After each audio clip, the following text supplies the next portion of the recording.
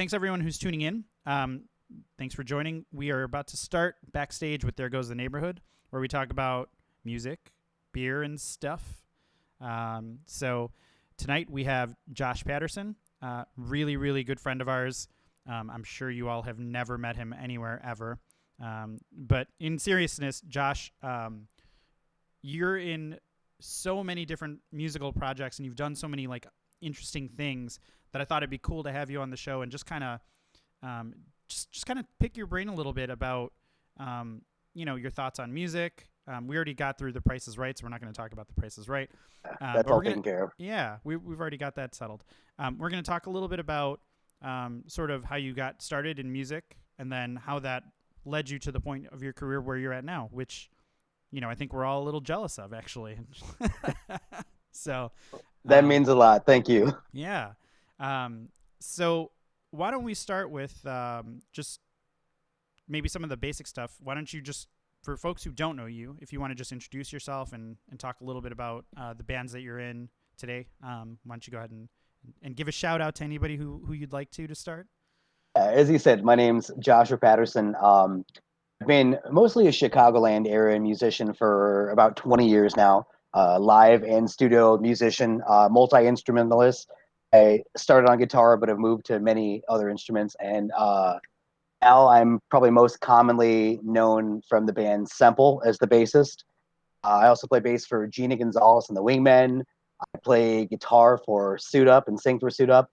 SK8ER BOYZ, which you guys will find out is basically a spin-off TV series of There Goes the Neighborhood. Yeah. And then many bands before that. I've had a long, resume of music. Yeah. But now I'm nice and comfortable where I am. I'm a full-time musician. And I've never done this before. I've never gone back to some of this old stuff. I'm looking forward to this tonight. Yeah, you actually, Josh, you had, for those of you that follow you on Facebook, which I imagine most people do, you had a really, really lovely post just talking about how, it's almost like when you're at your lowest that something gives, something happens and it kind of pushes you to the next level. But for most of us, it doesn't happen, right? For most of us, and a lot of folks, they never get that they never hit that next step of the ladder. And sometimes it's determination, sometimes it's luck. And I think we're going to hear a little bit of that for you, right? We're going to hear when sometimes that next level didn't seem so readily apparent, right? Yeah, well, even sometimes when there was just nothing else to do, I had no other options, so yeah. I just will play some music. Shout out to Bev, thanks for joining. Let's see who else we got. I wasn't watching the chat, so now I'm going to actually start watching. Got a bunch of friends. So my family's in here. You got AJ. What's up, AJ? Yeah, Adam, welcome. Cool. So I'm going to start with a question that I have never asked anybody before, but were you raised in a musical household, or was that sort of something that you developed yourself? I love that question because I ask myself that about a lot of other musicians. Yeah. I find that many of them were raised in a musical household. I very much so was not. Yeah. Neither of my parents play music or sing or anything. We tried to look into my family tree, and I think that there have been a couple musicians in my bloodline. Yeah. But I was not raised in a musical family in the sense that many are. That a lot of musicians that we play with in the scene grew up watching their parents perform, and sometimes they grew up watching the grandparents perform. It's really a legacy business sometimes. Yeah, a lot of times music doesn't just kind of come from nowhere, right? I mean, like you said, usually they have like parents that like did like theater or something, right? Even something like that where there's at least some sort of like musical creative background. So it's super interesting to hear that you didn't have that growing up. So what was your first interest in music? When would you say like you listened to music and you had a really good experience for the first time? My parents definitely like introduced me to music. I remember I was originally born in California, so my first memories of music come from the West Coast. Listening to a lot of the radio. I can even remember my dad calling in and answering a question on the radio. I remember nice. the first song that I don't know if you ever heard this song before. I think Travis Tritt, maybe. I'm sorry if I'm wrong with that, but Here's a Quarter, Call Someone Who Cares. I've It's been like the told that first before. song. I don't know that I've heard the Oh, song. here's a quarter. So yeah, I was originally introduced to a lot of um, oldies and some earlier country on the West Coast. Then I'm a military brat. My dad's a Marine. We ended up moving to Chicago, and that's where it expanded a lot more. But Yeah. in Chicagoland, I remember that's when I first saw a guitar, which actually it's testament to the fact that I wasn't raised in a musical family. I was maybe like 7 or 8 before I ever saw a musical instrument in front of me. It was not something that was put in my hand as a kid. It was not something like that. I was over at a friend's house. The parent had an acoustic guitar in the corner, and I remember that moment. I remember seeing it, and I was like, "What is that? Like, that's a guitar. That's a musical instrument." So that Christmas, I think it was, or my birthday, I told my parents that I wanted to learn guitar, and I started with classical guitar. But yeah, it wasn't until like 7 or 8 that I really ever saw a musical instrument, and I started playing shortly after that. And of course, my teenage years is where I like discovered my love for music. Nice. Uh, Shout out to Rosalie, Kim. Shout out to Dustin and Danielle. Welcome, welcome, welcome. Austin Yeah, Mr. Dustin. was saying your beer was not only tasty but does the trick too. It loosened his lips a little bit in his interview. Yeah, loosened a few things more than just his lips, unfortunately. So we had to end that show when we got to that point. Um, so you said you grew up in California. Were you NorCal, SoCal? Southern California. I was born in South Laguna Beach and Oh, nice. Yeah. lived a few different places. I think my dad's originally from New York and was Really? stationed in California. Oh, wow. So we got the East Coast, flew over to the West Coast, met my mom, they got married, and we ended up here in the Midwest, which musically, I'm a fan of music all over. The West Coast has a great scene, LA and everything, but oh man, I do truly love the Chicago music scene. Yeah, there's something special about the Chicago music scene, and I'm not just saying that because I live in Chicago, but there is certainly there's just a lot here, right? If there's something that you want, Yeah, like it just exists, which is not the case absolutely. everywhere, you know. Oh, So yeah, we are kind of spoiled in that sense. totally Yeah, so my childhood was in the West Coast, but no part of my music was yet. I never even touched an instrument until we had moved to. My dad was stationed at the Glenview Naval Air Station. To be a naval air station in Glenview, which is now just like shopping centers and stuff. Yeah, I was gonna say I was not aware. Oh yeah, yeah, yeah. That's where the Golf Glen is now. Glenn, Yeah, yeah, yeah, yeah, yeah, Glenn, yeah, it yeah. used to be a Navy base. That's where I used to live on that Navy base. Wow, that's amazing. I actually And my dad, remember when it was in the Golf Glen. So he was stationed there. You're saying that's amazing. yeah, he was a Marine, retired at 21 years, and then my parents got a place in Island Lake, Illinois. So that's when I became a Wakanda boy. Nice, nice. And so so you picked up guitar. You said you were taking classical guitar lessons. How long did you stick with those? Immediately, I'm asking I that didn't somewhat love it. facetiously because Yeah, the funny thing about my life at this point is my parents always pushed me to do sports and do all sorts of different things and karate. But nice. we were always moving because I was a military brat. So that almost was a problem. I started classical lessons and I did them up until the point where my dad retired and we moved. Hmm. And there might have even been a gap where I didn't pick up an instrument for a minute. And then my dad found lessons in Island Lake, Illinois. There actually used to be a place that did guitar lessons in Island Lake. Very cool. And I ordered my first electric guitar. And even though up to this point, I had a little bit of history, I'd actually played cello in my grade school orchestra, Nice. which here, our first fun side story. I don't know why I chose the cello because I rode the bus to school. That Oh my made for God, an the awful cello's like bigger experience. than you for sure. Then. Yeah, I broke the neck either 2 or 3 times. My parents had to get it repaired. I could just imagine the shop like, drive your kids to school, like quit putting them on the bus with this thing. Or get him a flute or something, right? Like get him a smaller Yeah, instrument. Like get him a piccolo. I really wish I don't know why I chose the cello, but it's definitely interesting because it's probably the closest of those string instruments to the bass, which I now play mostly. So So it's funny how that works. But yeah, so yeah. I took classical lessons, ended up in Island Lake, got an electric guitar, and that's where things started actually taking off. I remember to this point, I teach guitar lessons and such, and teach bass. It's very important to me to teach the people what they want to learn. Yeah. Because I feel if you don't find a connection to the music, this is the first point in my life where I almost did quit. I wasn't loving it. I was playing classical music, and I hate to say it now, but even stuff that didn't relate to me at the time, like the Beatles or Simon Garfunkel, I was, 10 years old. I didn't know what any of that stuff was. So I wasn't in love with playing guitar yet when I was learning classical. It wasn't until I got my first Guitar World, and I flipped it to the back and found tablature, then I finally started learning how to play. At that time I was into new metal, so like Korn and Kitty and Yeah. Kid Rock and Amazing. Biscuit. Yeah, and I remember distinctly when I was growing up. I remember everybody sort of has that first classical guitar book where like they teach you like E, F, G, and you're playing like on single Yeah, strings and and they whatnot. use the same one for like 40 years. Like Oh, your it's horrible. grandparents learned on the same one. Yeah, everybody gets the same book, and I think I probably still have it on my shelf somewhere. And I've never made it past page 10, and I totally relate to that. You just want to quit because it's not fun. Um, and it doesn't even just apply to guitar. It's when you're learning any skill and you have like a love for it, but you don't have any aptitude for it, or you don't have sort of a baseline of ability. It's a grind, man. It's a super super tough grind.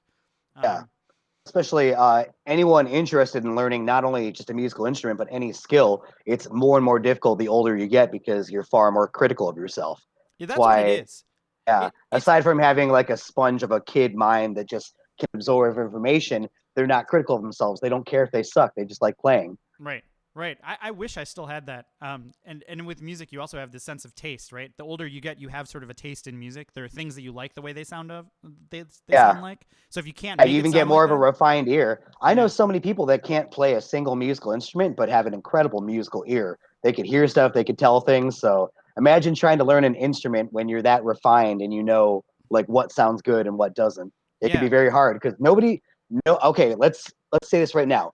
Nobody in the world has ever picked up a musical instrument and sounded great at it. right, Never ever. right. Like Anybody that sounds that's a great, I myth. It promise doesn't you, happen. yeah, I promise you, they've spent a lot of time alone in their room, like just you know, like when you called them to go out and they said they couldn't go out, like they weren't blowing you off, they were just practicing. Because that's what Yeah. you have to do, right?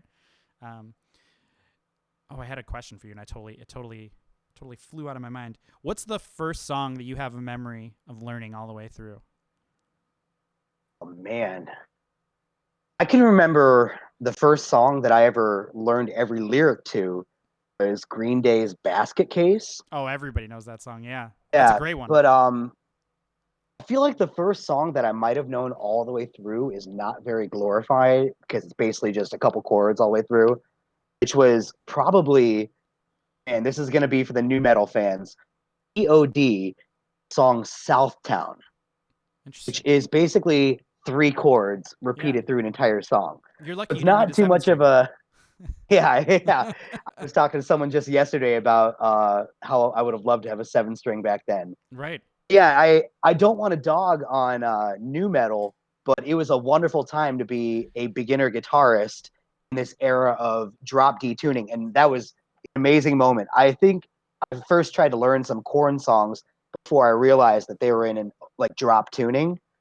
Once I finally figured that out, it was like like it, the metal gods came and spoke to me. it wasn't like you could Google stuff back then either, right? I mean, you literally had to have like a Guitar World magazine, and then you'd find a tab for it, and then you'd be like, well, this tab sucks, or it's not helping me, or it's wrong. Um, Yeah. I actually I think it's so beautiful now, the resources that kids have, because there are kids that play guitar better than me, and I've been playing for 20 years, right? They just they had no speed bumps, right? They just like they didn't need to buy an amp, right? You have like great software now. You can buy a guitar for a reasonable amount of money now, which was not the case when I was a kid. um, and you have just this multitude of libraries of things that you can watch. Like, can you imagine if you had YouTube back in the day that would teach you how to play Korn songs? Like, you would have been playing Korn all day long, right? Like, that would Yeah. have been your thing. I was thinking about that too. Not only I know we love to jump off topic here, but not only in Yep. like learning songs, but once upon a time, if you wanted to know some cheats on a video game, Yeah. you better hope that your friends knew or that you got the magazine that had it in. This is how we learned things, those magazines. You went to the back of a magazine. That's how you learned how to play songs. That's how you learned the cheats in the video games. I But, remember this is way off topic, but like back in the day when you played Street Fighter 2, like if you knew how to do a move, like you wouldn't teach anybody. You're like, that's my move. Like I know how to do it. yeah, Yeah. Oh yeah, you didn't want to give up your best move. Right. Absolutely not. I think guitar was a little Yeah, bit so like that was that a big too, game right? changer. Yeah. Yeah. What's nice too, it's also awesome that to get into a little bit of gear talk, you mentioned this was a great time as well for music because first off, like you said, if you wanted to learn a song, you had a couple choices. You bought the DVD, you got the book, or you hoped that your Yeah. favorite magazine put it in the back of the magazine. There wasn't the internet and everything available. Now, the one good thing about that is they were reliable, what we call tabs, you could trust them. Whereas now you have every song you could ever imagine at your fingertips on the internet, but who knows if the person who made the tab is good? Who knows if it's completely correct? That was a good way to But yeah, test your so ear, though, right? You'd listen to a yeah, tab and figure out why it was wrong. Once you got to that point, that yeah. was like a revelation. And so many people, that's what they had to do. And could you imagine if you had just a little tape player and lo-fi record player, and you're trying to figure out your part by ear, just pick up the needle, put it over again, play your part, pick up the needle, put it over again, play your part. So we're definitely spoiled now. But what also spoiled me at this time was before this, Shaheen knows, if you wanted to explore different sounds with your guitar, it used to cost a lot of money. Mm-hmm. Each pedal could be $100 a piece, if not more, just to get one sound.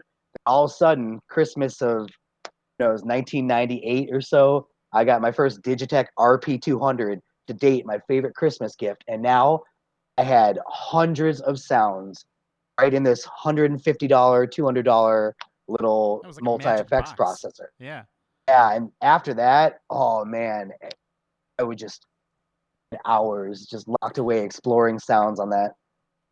So, what did you? So you had a new metal phase because we all did, of course. Oh This is yeah, like I early mean, two. This I has to be like technically early two never grew thousands. out of it. Yeah, fair, fair. So when did you start? So you're learning, right? You've got your Digitech pedal now. When did you start jamming with other people? What was that like?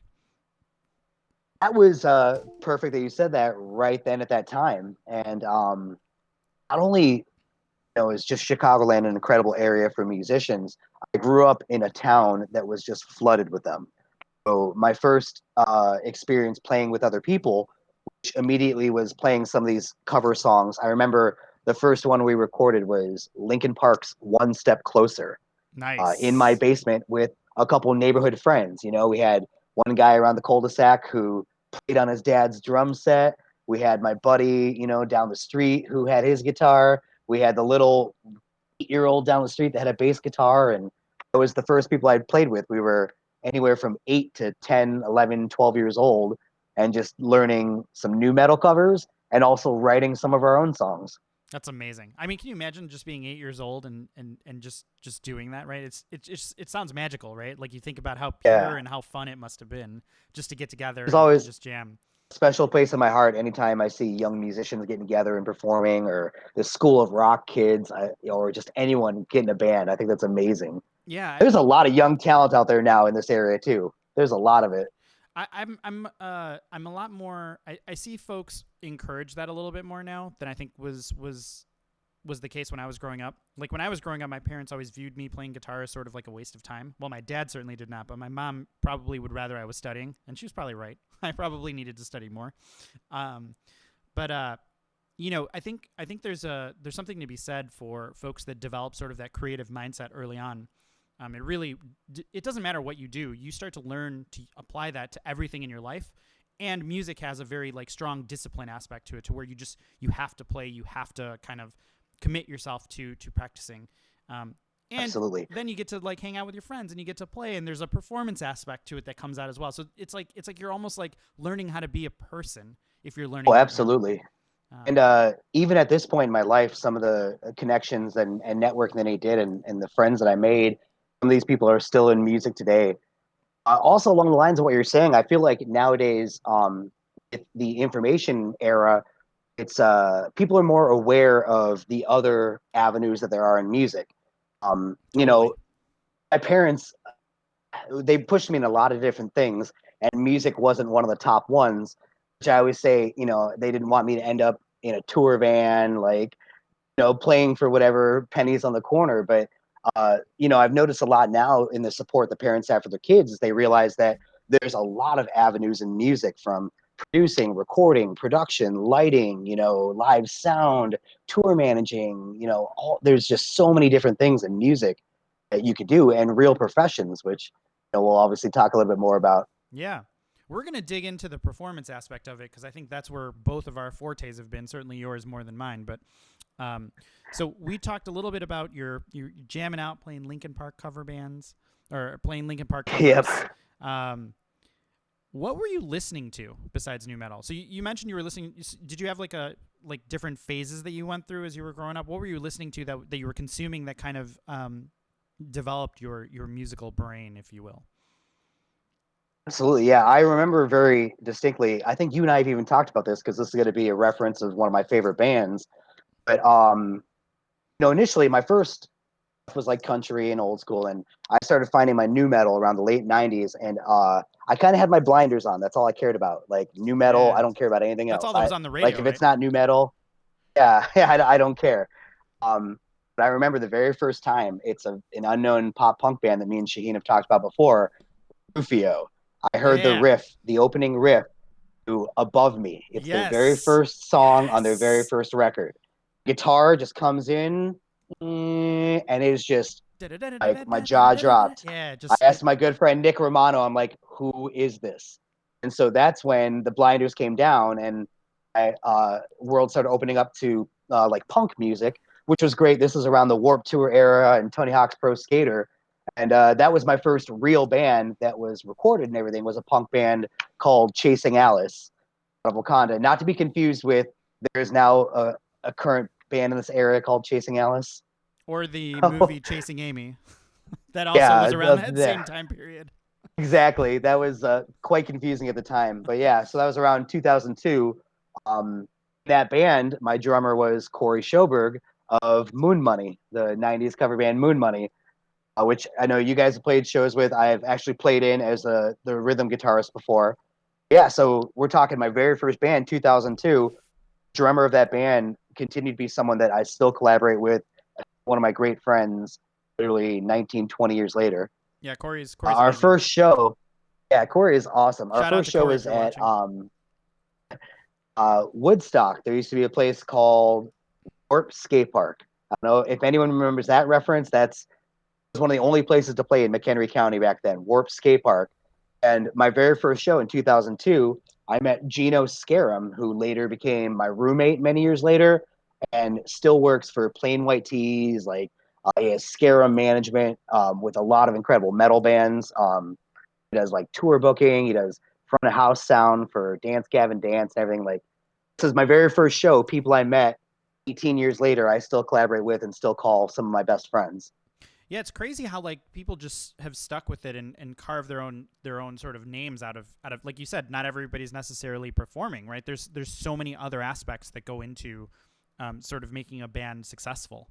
Absolutely. A lot Especially of times, I'll admit this, it's not all the performers. We are, a portion of it, but it takes the whole team. yeah, you gotta put everything together before you even get to the gig. Once you get the gig, it's for you guys everything's set up and you just have to knock them over, right? And that's where all the hours of practice and stuff come in. But everything up to the show is just, for me at least, it's just an absolute like mental like anxiety fest, right? And Yeah, when you have folks to kind of back you up and kind of take some of that on and help you out, especially when you're like growing up and you've got like a scene, right? You guys are all kind of collaborating together, like you mentioned, right? I'm assuming that you guys were kind of putting together shows at this skate park. Maybe tell me a little bit about that. What were you guys doing at that yeah, skate park? absolutely. At this time, nowadays have to be thankful for what they have because this time there were very few places to play. We had that skate park.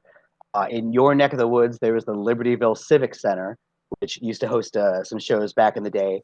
But there was no there were no venues. There were no actual all ages venues. There were no places that had the sound, and had the sound guys. So we're talking a bunch of teenagers doing this on their own. A bunch of teenagers that have at this time their dad's extra gear. They Yeah, bring out their speakers, yeah. learn how to run it, and a Trying to lot learn of how to it, make a new metal sound out of your dad's Fender amp or yeah, something like that, right? exactly. I was there, man, trying to make my little single coils on my little Yep. Johnson guitar give me that big tone. But everyone was figuring it out on their own. And it's so funny that a lot of these people that I did this with have grown up to be, go to school for this and have learned so many different things in this business.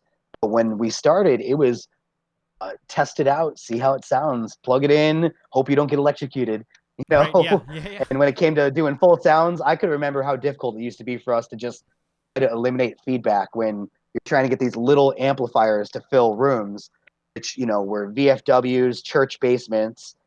But still, this time, kids need an outlet. We could put 150, Uh-oh. 200 kids There you go. and take our little speakers and try to blast them loud enough to make sure everyone hears. Yeah. And so I remember when I was growing up, we were really close to the city, and the place to play was the Fireside Bowl. And my buddy was in a Yeah. band. Oh, man. The Fireside Bowl is probably one of my favorite memories as a kid, because you would see your buddies play there, and then that culminated, I would say, into the early 2000s, where I was seeing bands that I loved, bands like Coheed and Cambria, bands like I saw My Chemical Romance play at the Fireside Bowl, like in Wow. way early That's 2000s. legit right there. That's cool. Yeah, this is before nobody knew who these bands were at the time, right? Yeah, Um, I mean, you saw Fallout Boy get their start there. The Academy did some of their first shows there. yep. I still love Alistair's song "Somewhere Down on Fullerton," which is basically a reference to Fireside Bowl. Yeah, I think I saw Death Cab for Cutie at the Metro, and there was 5 people in attendance. This was Oh way, man, way, way before transatlanticism. this It was is your just first stream. Did you hear about the Metro? I did hear about the Metro, Yeah, and it man. is it is just heartbreaking because If that anyone was hasn't heard, yeah, like what Shahid's talking right now, there weren't a lot of places for us to play, but equally, there weren't that many places for the bands that we were looking at to at the time to play. right. And one of the places that always had the support, aside from Fireside Bowl, which didn't have as long of a run as the Metro in Chicago, I saw so many of my best bands I've ever seen at the Metro. I got a wonderful experience. I got to play the Metro a couple times, which I'm so happy I got to experience that because that's literally the same stage that I watched some of my favorite bands growing up. Yeah, I've never played at the Metro, and it was always on my bucket list, and unfortunately, I'll never get the chance now. But Yeah. But yeah, yeah, Fireside was kind of at the end. I'm 34 years old. So by the time I was old enough to start going to some of these shows, it was kind of the end of the heyday of Fireside, which I got to hear so many good stories about. It's incredible. You got to experience some of those. hey, shout out to Monica who joined, and shout out to Mark Robert who's telling me the Metro isn't permanently closed. They just put out a statement yesterday, so maybe I will get my chance to play the Metro. Nice. Mark Amazing. Robert. That Yeah. guy, we're going to be talking about Mark a little bit. He is a big part. But at this time, I'm in Wakanda. I'm in the band Chasing Alice. And then after that, while I was still in high school, I played in a metal band. So it's kind of like I merged the two, punk and new metal, and got to like a Post hardcore hardcore, yeah. screaming metal That's what it band is. Yeah. That's called basically what it was, right? One More Tomorrow, which the whole scene kind of take a shift towards that direction. I feel like we had that angst. The punk was fun through the late 90s. Then the early 2000s and the emo and hardcore era came along. Like you were talking Kill Switch. Yeah. I There used was to an love interesting Avenged split. Sevenfold back then. Yeah. Price. There was like a really interesting split during that time that I think really shaped probably you and me, because we've talked about this quite a bit about just the music that we listen to and whatnot. But before we get to that, Kathleen Ann Miller asked a question: what is your favorite song to play, and what is your favorite song to sing? Ooh, interesting one. I don't If know you my say favorite Jesse's Girl, you're complete off the song. show. um, I find this interesting because Kathleen's one of our Semple friends. She follows us a Cool. lot in Semple Band. And one of the songs I sing in Semple Band is Cheap Trick's I Want You to Want Me, which a curse of becoming good at a song or liking a song is that it can end up being a song that you perform a lot. Yeah. And I Want You to Want Me is still one of my favorite songs to sing. I love singing that song. It went from being my karaoke song to being a song I sang in some of my first bands, and I sang it in Gina Gonzalez, and now I sing it in Semple. So I love I Want You to Want Me to sing. To play, I don't know what my favorite song to play is, but I know my favorite bass riff. I know that absolutely. Uh, that is part of The Chain by Fleetwood Mac. You get to the very end of The Chain, everything chills Dun, da, out, da, and dun, then the bass dun, comes in with that dun, riff. It used to be my dun. soundtrack, my sound Yeah. check riff, which every musician has their go-to sound check riff where, all right, can I get guitar stage left? All right, here it is, the same riff I played 100 times, and As that one's it. You got the chain. Yep. As soon as you said that, I just heard it in my head. Right. The dun Yeah. dun dun dun dun dun Dun, dun, dun, dun dun, dun. dun, Yeah, dun. yeah. I Amazing love riff. that. I was doing a couple Lindsey Buckingham things for soundcheck for a while too. I was doing like the beginning of Rhiannon for a while, which is really funny when you do that stuff and you're in a pop punk band, right? Because Yeah. people kind of recognize it, like it's in their periphery, but they wouldn't like pop in a Fleetwood Mac record on the way home or something like that. Like that's not what they would probably actively listen to, but they would probably It's a know good it point too, peripherally. though, because when you know you're gonna give people, all of one thing, pop punk, it's nice to throw something else in there that, maybe someone's having dinner at the venue and they might stick around because they hear you pull out the Rhiannon riff, like, oh, okay, Oh yeah, this okay, guy's it's some not just a Fleetwood. total, he's not just a total Then you abrasive. you do a bunch of pop punk Yeah, and, oh, what is this? yeah. Um, Yeah, Lindsey Buckingham, Fleetwood Mac. Oh man, he is one of the most incredible finger pickers. His God, his playing is amazing. I've taken so much influence from it as a guitarist. awesome. Um, let's rewind a little bit because we could talk about like just crazy amazing guitarists forever, and I can feel myself wanting to. But what I You do and want I to tend to do that a lot. yeah we do. That's the problem with music obsessors. I would say I wouldn't even call us music lovers. But I do want to talk a little bit about like the turn of the sort of the beginning of emo, right? Which for me is like what emo means to me is very different than I think what emo became. But around like the early 2000s, I was kind of the same way, right? I was a big metalhead. I was listening to like Metallica and like Pantera, and then emo sort of happens, and you've got bands like the Get Up Kids, the Anniversary, Reggie and the Full Effect kind of coming out, and then that transitions into like Drive Through and Ramen and all that stuff, and Victory Records, and it starts to take on like a more hard edge. So talk to me about like how that kind of changed your take on music. You mentioned that you were doing like new metal. How did that kind of change your mindset and your writing style? Yeah, I like that my career, like many musicians, has gone through many different genres that I've loved. But I feel like what I did at that time, growing up in the late '90s, early 2000s, is not foreign. Which is funny because we're talking about music that sings to, feeling isolated and alone. Definitely. Like that's what emo was all about. But you find out 20 years later that everyone was listening to that music. Right. Yeah. Yeah. Yeah. Actually, It became party here's what I music. was literally just in my record player. Nice. Yes. A That's one of classic. the emo staples right there, Taking Back Sunday, and that was definitely at Absolute that time, classic. 2002, 2003, Yeah. where I feel like every generation had their music that spoke to the teen angst that you felt. But man, what could speak more to that than emo at that time? Yeah. Which, as you said, that I feel like a lot of late '90s punk and even some of the early emo with like Sunny Day Real Estate and Jimmy Eat World kind of still had this upbeat feel to it, as well as some of the late stuff.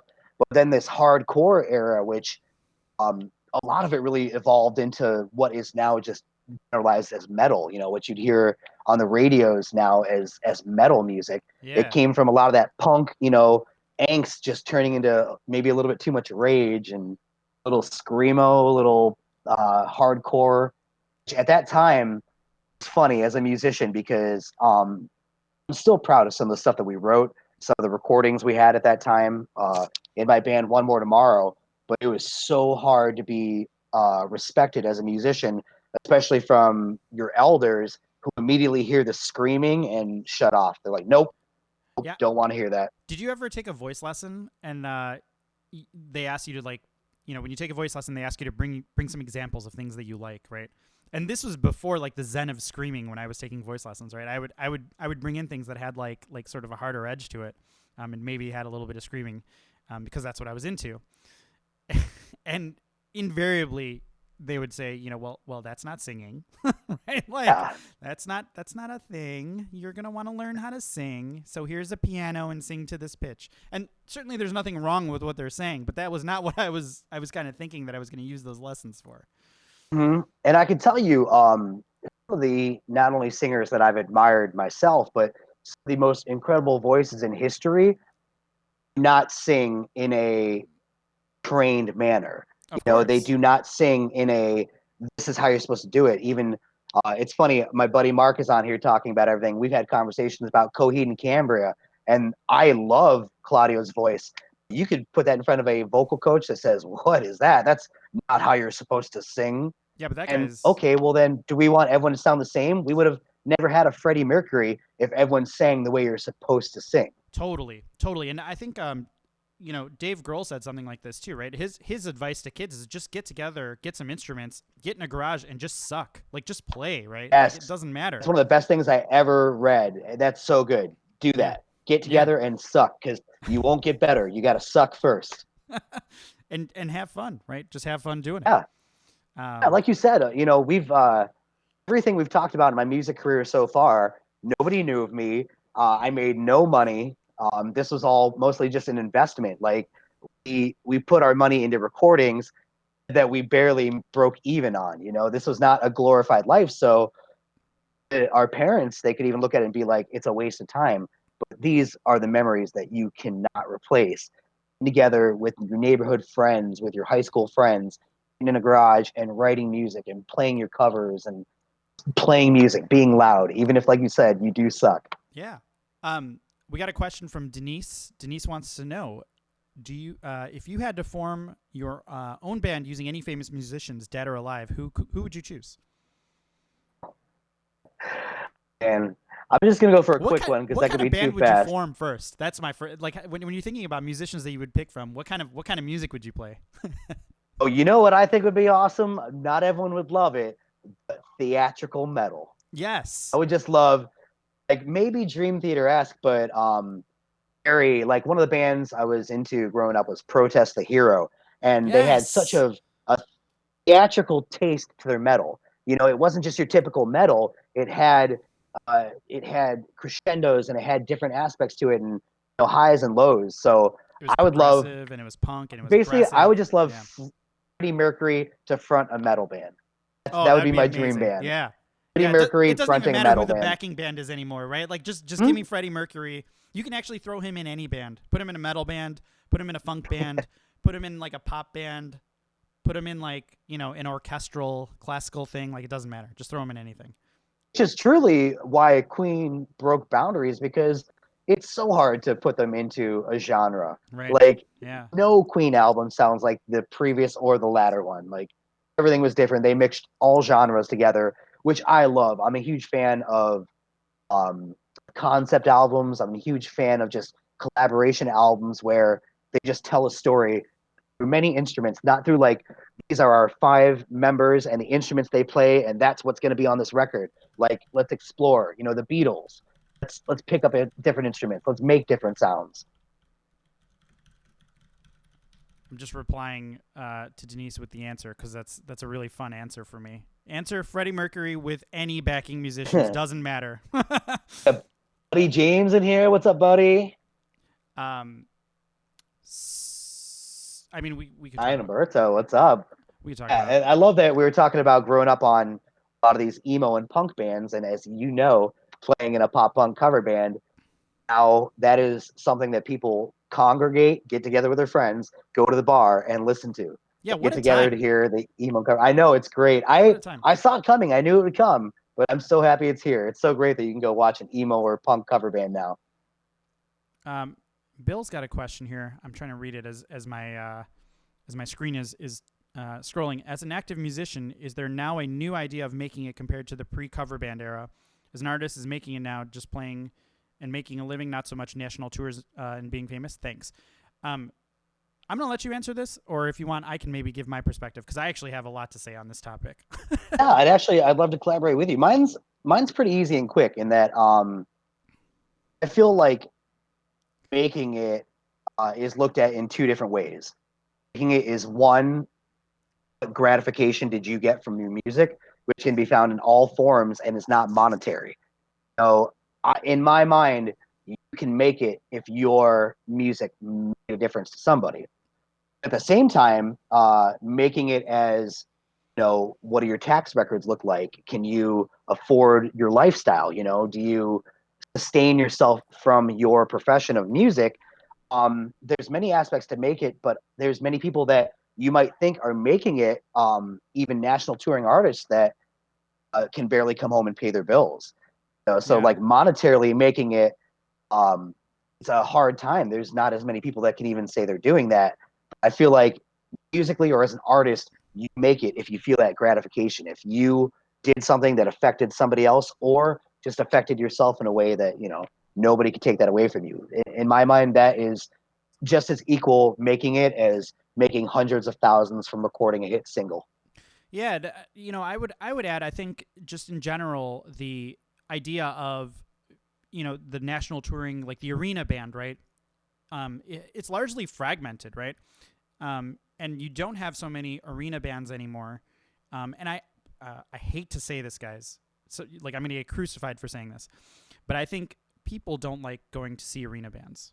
I think people like the idea of arena bands, but when you think about how much it costs for an average person to go see an arena band, and you think about how difficult it is to get in, to find parking, how the sound can be completely different depending on where you're at in the arena, it can be a really challenging experience.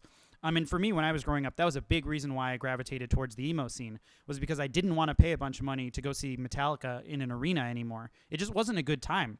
You didn't have that connection with the crowd. You didn't have that connection with the band anymore. You felt removed from it. And now music is fragmented in such a way that it's really, really, really easy to find connections with bands without even having gone to see them. Great example is this show, right? Me and Josh are just sitting here talking to you right now, right? But it's possible that you've never seen any of us play before. And hopefully we don't sound like complete idiots, and hopefully you're having fun listening to us. But it feels now almost like music has become a personal. It's always been a personal connection, but now it's more personal than ever, right? You're looking for not necessarily just what an artist is playing, but also who an artist is, which I think is great. Yeah, and it could also be a negative thing. Sure. We live in an era where you could be a great musician, but if you're a crap human being, and if you have some very unpopular views, it can completely kill any chance you want of a music career.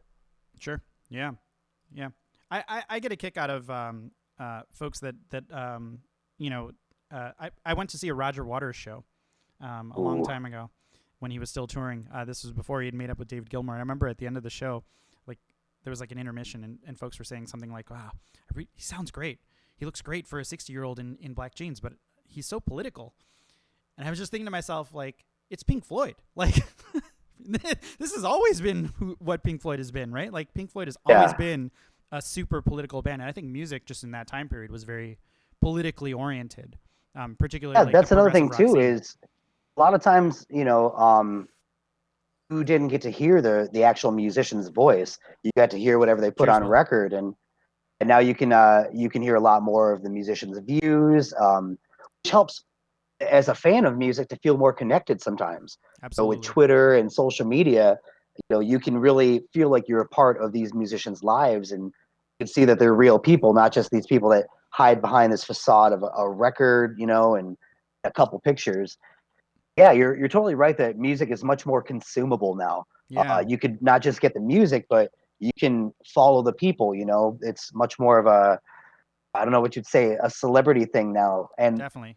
that's why you've seen musicians be kicked out of bands, bands get black labeled basically, Or they get which huge. is, yeah, it's like like I said, it's not just about the music anymore. Yeah. Whatever you post online, it's all there and it all stays there. So I think it's a really cool time and an era to like consume more than just the music, but a lot of these people ideals and Yeah. just stories. I'm always a fan of rock and roll stories. We're gonna tell some of those, by the way. We're getting to that. We're gonna get to some really good rock and roll stories. Um, One thing that I will say, just going on this as well, if you guys go to a show and you see a band you like, cover band, original band, you just hear a guy playing, I can't, and Josh, you can back me up on this, I can't possibly tell you how heartwarming it is when someone tells me that they enjoyed my playing. It is the best, indescribable feeling that a musician can get. It is literally why we do it. So if you ever enjoy a show, I encourage you to please tell the artist, because we need it. Yeah. And we truly do live in an era where, like I said, you got to be a kind of a decent human being, to have sustainability in this industry. So majorly, he's completely right. We would love to come here. Just come tell us how it touched you. Tell us you just enjoyed your time. There's Yeah, nothing. Like I said, that's making it. Like nothing feels like totally. that. There's no paycheck I've ever received from music that ever has fulfilled me in the way that hearing someone say that. Come up and say, "Hey, this night was what I needed. Like Yeah. this is just what I needed. I just needed a night out." Yeah, and when we were younger, you listen to a lot of emo. Just talking about that, it kind of strikes me, right? Like I was in a pretty dark place when I was a kid, right? When I was listening to that kind of music, when you listen to that kind of music, it can put you in a dark place. Sometimes it's therapeutic, and sometimes it kind of spirals you further into sort of your own head, which is not always good, right? Um, so that's I think what people are looking for now. I think that's a big part of what people use music for. It's to sort of forge that connection, right? Yeah, there's more music available now than ever. I mean, Yeah, if you can't find a song that speaks to you or relates to you, then you're just not send looking me hard a enough. message. Yeah, Yeah, you're not looking hard I'll enough. I'll get you hooked up with the right people. There's so Yeah, much music. There's so many platforms with Spotify and iTunes and everything. There's just yeah, which as a musician now, and we're talking my career point. I'm still in the writing music part of my career. I wish we had the outlets that are available now. Like to just put your music out there and see what happens. Run it up the flagpole. yeah. Well, let's continue your musical journey. So you're writing music, right? Um, Tell me about your first band. How did it start and how did it end? So the first one I said was that pop punk band Chasing Alice, which when I moved, my dad retired. We moved to basically Wakanda, Illinois. Yep. I met a lot of musicians, and high school alone, Wakanda High School had 4 or 5 bands, which was unheard of at the time. Every high school maybe had like 1 or 2 bands, and we'd play shows together. My high school alone could set up shows that were just Wakanda High School bands. I had the opportunity to play a bunch of shows with a bunch of great people who still perform music. The first band was a punk band. Not to you would like it. It was kind of like a little Blink 182 esque, definitely that Nice. pop punk, Yeah. fast paced, happy lyrics. Like I said, that was Corey Schoberg on drums from Moon Money, and then Corey ended up being my drummer in the next band, which was One More Tomorrow, which was a huge shift because we went from playing this very, very happy, upbeat pop punk, playing very angsty, in your face, screamo hardcore music.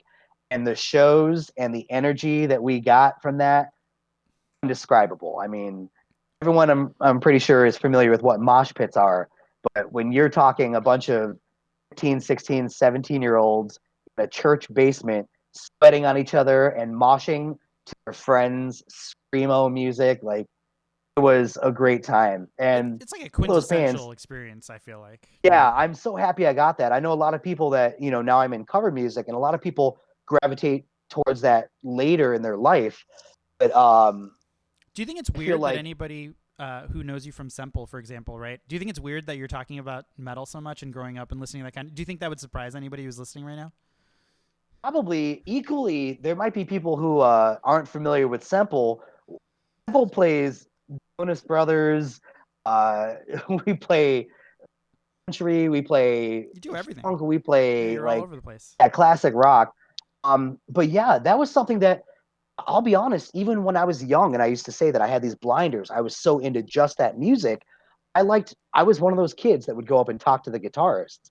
It always blew my mind that they'd be like, "Yeah, you got to check out this. You got to check out jazz. You got to check out funk." Yeah, I'm yeah, like, yeah, yeah. why? Like, we play this music. Isn't this what we do? But yeah, I grew up literally playing very angsty music, very loud music. And both of those first 2 bands, Chasing Alice and One More Tomorrow, they had great promise. They were good bands, but we were kids, music wasn't for everybody. Lives went in different directions. But that time And you're playing a niche, right? got You're playing a niche genre, an, I would say. Yeah. another thing. If no one's ever experienced this, I don't know if this even happens anymore, but we used to make flyers before, any of us had skill. You'd cut Yeah, newspaper, a yeah, yeah. ransom flyer. Yep. You'd cut pieces out. You'd literally photocopy 400 of them. You'd go to the stairs and you'd toss them. You'd walk down the hall in high school. I shouldn't even be admitting to this now, but Right. you would just toss out these flyers, and a few hundred kids would show up in a basement and that was a show. That's where I came from. Amazing. Amazing. I have to say that's definitely the thing. I hope kids still do this. I don't have a lot of younger friends right now. But for those of you that may have teenage kids, or those of you that may be teenagers, I hope you still do that, because that is like the best experience of my childhood. Yeah. See, one of my friends here, Mr. Dan Bykowski, asked where Levi is, who was the singer of that band. He was a great screamo singer. That band had a lot of promise. But yeah, I haven't seen Levi in maybe a year or so. Like, I think he's still around kicking it. But yeah, a lot of those people, like I said, Corey Schoberg, was the drummer of both those bands. He's a phenomenal drummer, still plays. We played in many bands through the years. You'll hear his name a few more times. We're playing shows with Mark Esses and all the guys that are now in Flowers for Dorian. So there was a lot of these bands that existed a long time ago, and even bands that are currently cover bands that these guys all came from the scene. Henry, Lake County, Chicagoland, just playing in not amazing bands, but getting together and having a good time. It was our music, it was music that we wrote, which that's the greatest thing, is the outlet. Whether you're writing poetry, whether you're making art, or whether you're just getting together with a bunch of kids as teenagers writing music, just having an outlet is important to everybody. And you can never be too old for that. I 100% agree with that. My outlet has become largely playing Dungeons and Dragons. That's my creative outlet And these days. Yeah. making beautiful And making beer. beer. I'm Yes, loving that's this. correct. Yeah. Well, cheers. We don't have a drinking word today. Sometimes when we do a show, we have a word that when everybody says it, we drink. So, Chad, if you guys want to come up with a word for us, a word that every time we say we drink, maybe a word that we repeat often because we tend to do that. Yeah, you guys are listening to us. If Yeah. if you hear a word a bunch, let us know, and we'll make that our drinking word. Yeah. Bill's got a question for you. Would you rather win a Grammy for your own original song but then fade away, or become a legend in your hometown bar and play for 50 years and never buy a drink again? Bill, that is probably one of the most incredible questions I have ever heard. Um, and I can only I just speak want to from point one out half of it you didn't because, buy the drink that I gave you, right? I already gave you that drink because you're yes, incredible. So I, I got some free beer. Um, so I can't speak as somebody who's ever had a number one hit. To me, it feels like if you could do that, that would be an irreplaceable feeling. That would just be the epitome of what you want to do. Like if you charted on the top Billboard, whatever. I've met people who have done that and see what I do currently, which is play music for a lot of fans, have a great time, and then go home. I don't, I'm not touring anymore. We get to go to our homes. We make enough to sustain ourselves, and they say, "Man, that's cool. That's where it's at." So I can only speak from one half in that I feel, even if I, had a hit that you heard on the radio every day, even if I had a song that I could reference that everyone knew, if I still wasn't currently playing music, if I still wasn't doing it, it wouldn't mean anything to me. I think, like many musicians, I'm never going to stop playing music. I'll play till I die. So I don't think that could be replaced with having any sort of a Grammy or any. And I have friends that have Grammys, and a lot of people that don't even play music anymore that have it up on their shelf, and something that I would love. I would love that. I would love to have that sort of like acknowledgement of your music and your creativity, But I would never replace the ability to just continue to play music and play for people. That's something that I'm very appreciative of, that I can continue to do it. yeah, and I think one thing Even if it is for beers. one thing that's really interesting about you, Josh, that I'll say and we're gonna skip ahead a little bit just for this, just to talk about this, and then we'll kind of jump back. But when I got to know you, and you were filling in for There Goes the Neighborhood, or we were playing together, doing acoustic gigs, what have you. You are the happiest person. Like you exude the joy of playing music. When you pick up that guitar, like I've even seen you not so happy before you picked up the guitar, and then you picked it up and you're just like grinning ear to ear. And it is 100% not an act, by the way. Like you are definitely in the moment when you're playing, and it's just an absolute like infectious kind of joy, right? Everybody around you just starts having fun, just starts loving music because you're kind of emitting that energy, right? It's really, really, really incredible, I have to say. Thank you. You nailed it. A lot of people ask me that. That's probably the most asked question. Like, how do you do that? You just look like you're having fun, which I think is interesting thing to say. You look like you're having Yeah. It's fun. I think that's the answer, right? You're not acting at all. There's no like I Yeah. don't I I've seen you, right? I like I've played with you. It's not an act at all. It is an ingrained part of who you are as a person. I feel like that's the Yeah. impression that I get. It's really funny that you reference a lot of times for the show I don't like to uh be as immersed in the fans. I kind of hang backstage Mm-hmm. before a show because um I don't always have that face on, and it's not that I'm not that. I am a generally happy person, but I feel like when I'm in this pre-show moment, a lot of people are sometimes scared. They come back and they're like, "Is something wrong with Josh today? Like he doesn't seem." And then, like you said, you put the guitar in my hands, and that is the most transparent I could possibly be. In the whole discussion of this entire night with finding what you enjoy and how to turn it into something that you can sustain. I think a big question and a lot of people have is that first step, like how do you know? And maybe everyone has, if you've never felt that way about anything, then keep looking because there might be something out there. But I knew that first moment that I saw a guitar, I knew that first moment that I saw a live band, I knew that was what I wanted to That was for do. you, And man. That was every for you. time that I'm allowed to do that, every time that I'm there, I do remind myself that I'm doing what I really wanted to do. Like I'm actually doing what that I wanted to do as a kid, my dream. So when you see that on live on stage, and he knows it's not all roses. There's a lot of dark parts of the music, and even down to setting up a show. There's so much that goes into it. There's so many things that can happen. So many technical difficulties that can throw you off. When you get to playing and you're in that moment, there's literally nowhere else I'd rather be. So when people see that, it's true and it's genuine. Like I am doing what I love. And you're gonna keep doing it. So we're all You very can't we're all stop me. very yeah. We can't stop you, right? We got a question from Brian. So if there's a musician, dead or alive, that you could sit and talk with, whether it be about music, playing ability, or just shooting the shit to get to know them better, who would it be? Brian's would be Zach Wild. Ooh, man, Zach Wild's got to have some stories, right? Yeah, Yeah, Zach Wild that seems like guy, a cool Zach dude Wild. too, right? Yeah, man, he would be up there because I feel like I would love to sit down with a musician virtuoso, which what I would love to do is sit down with. I'm not really like crazy into classical music or anything. I'd love to sit down with someone from a different era because I would like to discuss how everything has changed. Music as a whole has changed. But Yeah, I'm if I'm gonna, go a little bit closer to our era, I would just love to sit down with Ozzy or Motley Crue or just literally tell me some stories. Like, anyone let's from the hear it. '80s, right? Yeah. Yeah, we want to go fictional. I would like to just hang out with Spinal Tap. Yeah, that would be really cool.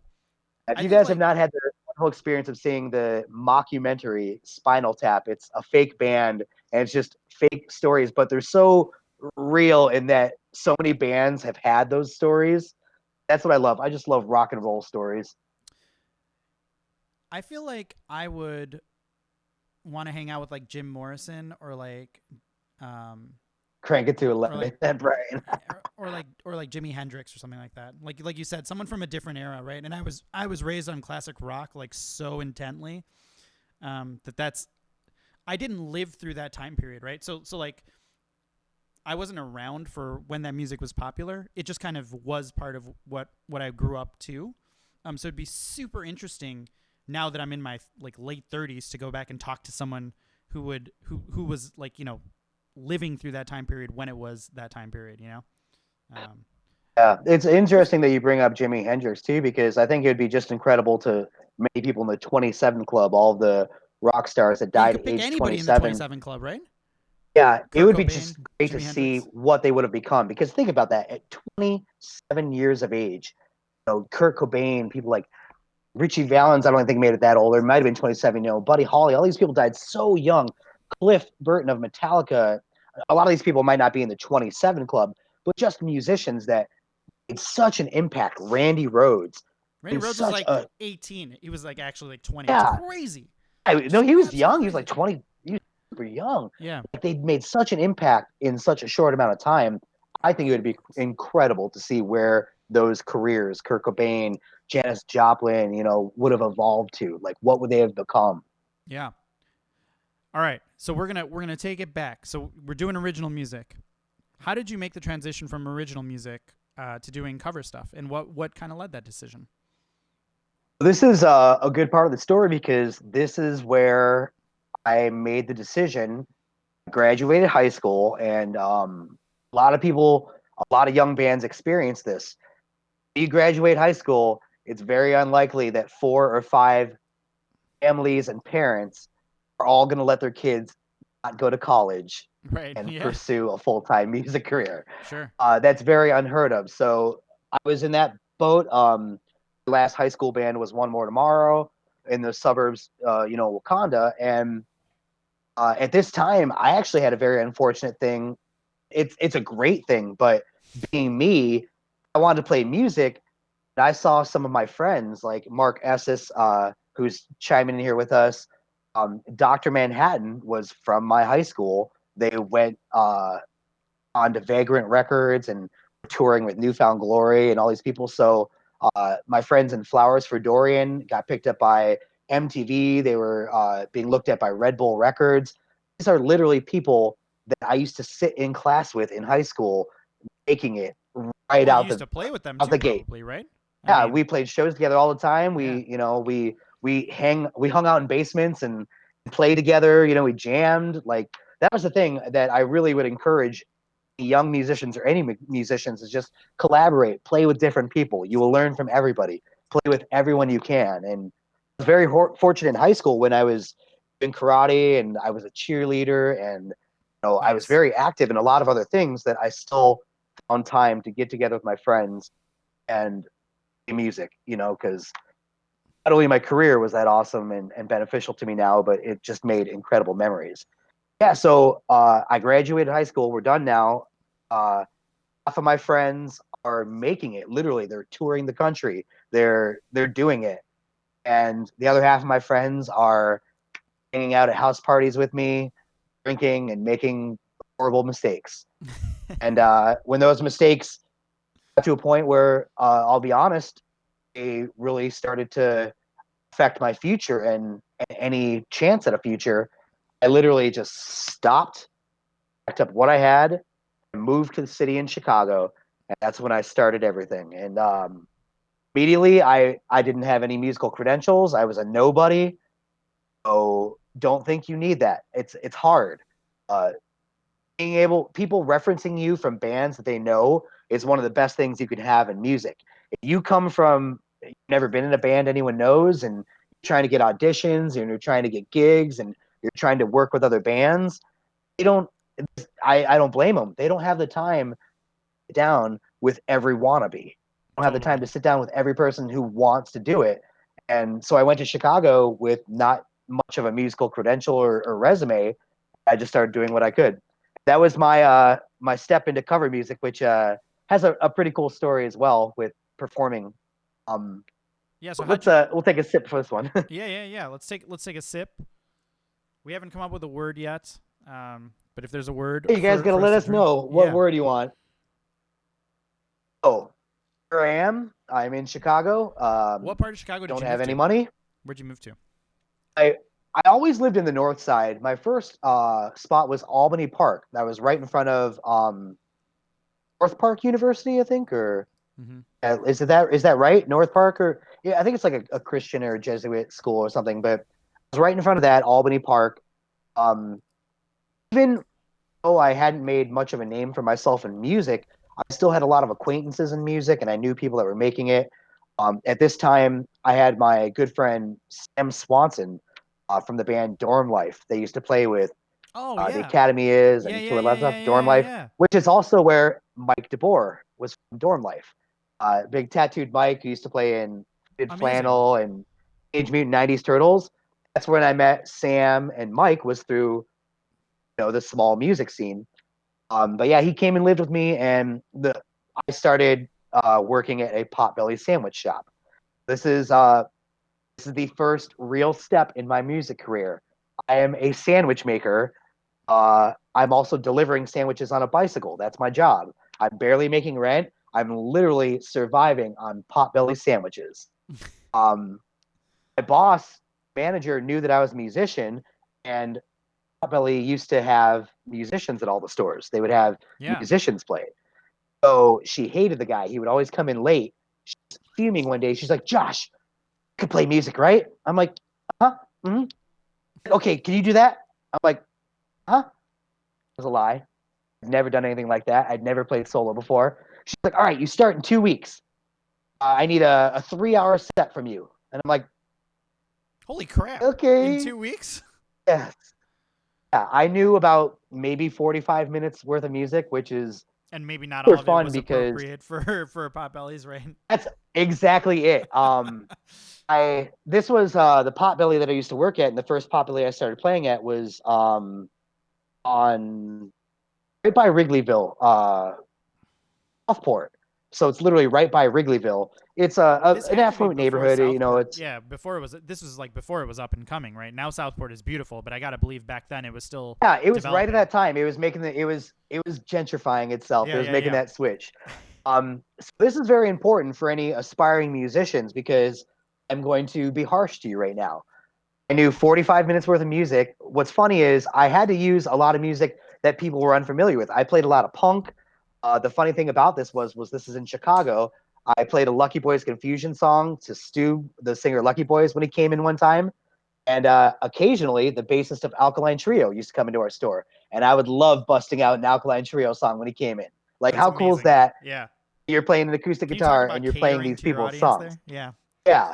Yeah. Um, the drummer of Russian Circles used to work literally two spots over from me. Like, Chicago was just amazing. I met so many incredible people, but the bust your butt part of this story is I've worked with a lot of musicians that I'm like, okay, can you give me a half hour set? Can you give me a 45-minute? Can you give me an hour set? Like, okay, not yet. I never hear from them again. In 2 weeks, I busted my butt. I'd never performed. I was not a great singer at the time. I'd never ever played a solo show. In 2 weeks, I went from knowing 45 minutes worth of music, knowing 3 hours worth of music, a lot of which I still play today. And How do I you stepped even up to a plate that I wasn't ready for. how do you even approach that? I mean, that's like mind blowing, right? Like even you telling me that is giving me like if I had to do that tomorrow, like if I was playing a wedding or something and I had to learn 3 hours of music, I would start hyperventilating now. And I don't even think I'm like a bad musician. Like I think I could do it, but just the amount of time that it would take and the planning is already making me sweat. So how did you approach It's this as a nice. kid? I appreciate that I did that I got over that fear. What you've got to do is just do it. Like don't think about it, just do it. It's like writing the Uh research paper, right? Like but you just do it. It's going to take a lot of work. yeah, Don't think there are shortcuts, right? exactly. You're going to spend so much time overwhelming yourself and psyching yourself out. Just do it. Which fortunately at this time in my life, I'm 21 years old. I'm in Chicago. Also I live with all musicians. Like it was a very creative and influential time in my life because I could go home from work and play music. Well, that's what we did. We worked our little jobs. We were bike messengers. I've literally been hit by cars, gone home and played some music. Wear a But yeah, helmet. you just gotta put yourself to it. And I'm glad I did because much later in my music career, that was a skill that became very beneficial. As you said, filling in with a lot of bands. Yeah. There goes the neighborhood and many. There's a few years of my life where basically it's a good part of the story because there wasn't anybody, no one was giving me a chance. I didn't let that stop me. Right. You I, made your I own said, chance, right? okay, well, I got to do more. Yeah. If what I'm doing right now isn't enough, I need to do more. I started playing potbelly. I started playing some wineries. Um, I got hooked up with Jeanette King, who is a phenomenal singer who also came from my high school. But it was when I was living in Chicago that I started playing guitar for Jeanette King. So she was singing and writing some music. She's done some songs in Nashville. And I was playing guitar for her at a lot of North Side clubs in Chicago. Um, And Yeah, if you heard then it at here, all this the best time, Chicago musicians came from Wakanda. Apparently, in the in the late '90s, it early really 2000s. did, but it doesn't stop there. So times got a little harder closer to like 2008, 2009 in Chicago. It was a lot harder to find music. I'm sure everyone's very, or find work.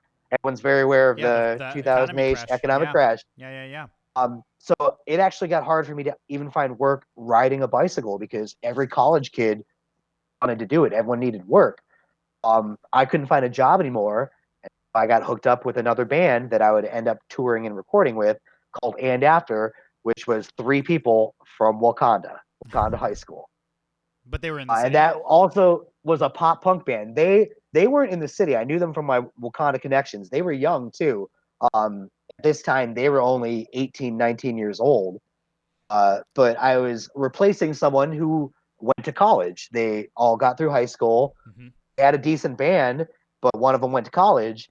And I was brought in. We wrote new music. We played a College of Lake County Battle of the Bands and won it. So we got a recording contract, recorded an album, and then things took off. Finally, this is where I got to experience my first bit of the life that I was going for.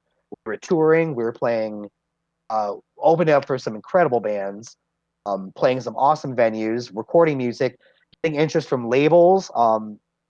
We were one of the front page bands at the time on Reverb Nation. Like they featured us literally on the front That's page so of the cool. website. Yeah. So the first time, even though I'd seen this was crazy because talking at a point where it's like if you're 23 and haven't made it yet, then forget it. Right. Because all these Warp Tour bands, all these bands that were making it in this MySpace era of music, kids, they were teenagers, they were young, every one of them. We could go down the list. We were watching bands, My Chemical Romance, all these bands when they were 18, 19, 20-year-old kids. That's who was making it at the time. And I So I hopped in with some younger guys and I took my own shot at it. nice. I love that, and I love that like you drew back on like that Wakanda connection. Like you're very much like tied into like your roots, right? Which is amazing. Um, I grew up in Skokie, and so all of us have like a 1 or 2 degree separation from like Fall Out Boy or the Academy is. Like Yeah. one of the girls I went to college with like went to high school with the lead singer from the Academy is, and like I went to like a college party that maybe one person from Fall Out Boy was in or something like it's hilarious that you mentioned this, right? Because there's so much success around us. And it's hard when you're not part of that, right? When you kind of feel like you're left behind a little bit, and Yeah. you Even start to at the kind of time, Chevelle was, up in the charts yeah right yeah out of yeah yeah yeah Grays Lake, Illinois. yeah. These are these aren't like far-fetched stories. These are towns that you could ride a bicycle to, and people making it on a national level from those towns. You might be So serving them sandwiches. You know as you're growing exactly, up. it can be both encouraging and inspirational, to see that happening. At the same time, it can be discouraging and hard to see. Like, man, that's what I want to do. Look at them doing it. Why isn't it my time? And I think it's a very important time in my life because I never wanted to forget that feeling. So a lot of times music can get hard. There's times where you just want to give up. There's times where it seems like what you're doing doesn't seem worth it. Bring yourself back to that time and you would have given anything for the opportunities you have now. Take Yeah. a little screenshot of that time in your life and go back to it. Remember, man, 22-year-old me knew that I wanted to give up this opportunity now. Like, I, that's all I wanted back then. Don't forget what you wanted when you were younger, and give yourself credit for it. Stop and smell the roses. Yeah. That can be hard to do for a lot of people. Give Absolutely. yourself credit for your accomplishments. And can you One thing imagine? I learned from my roommate that time, Sam. He taught me to do that. Like he used to put up all the posters and every memento of his music. Like give yourself credit. Encourage and appreciate what you've done. Yeah, can you imagine if all the folks that are watching now or may watch this later? Can you imagine if you had decided at 22 that you just couldn't make a go of it, right? You'd be a very Hmm. different person than you are right now, right? You wouldn't be the same person that you are right now, which is Yeah, and crazy to think that's about. it's not the first or last time that I wanted to give up on it, but it's definitely a time in my life when it seemed like the cards were stacked the most against me. Especially coming from an area where, as you said, there's just so many incredible musicians in Chicagoland. There Yeah. really is. There are so many. I came from a high school where I'm not humbly saying I was not the top 5 best guitarists in that high school. How crazy is that? That I'm a full time musician now, and I was far from the best in just 4 years of a high school in a small suburban town. Yeah. Hey, shout There's out a to lot Glenn. of Thanks for talent watching. around.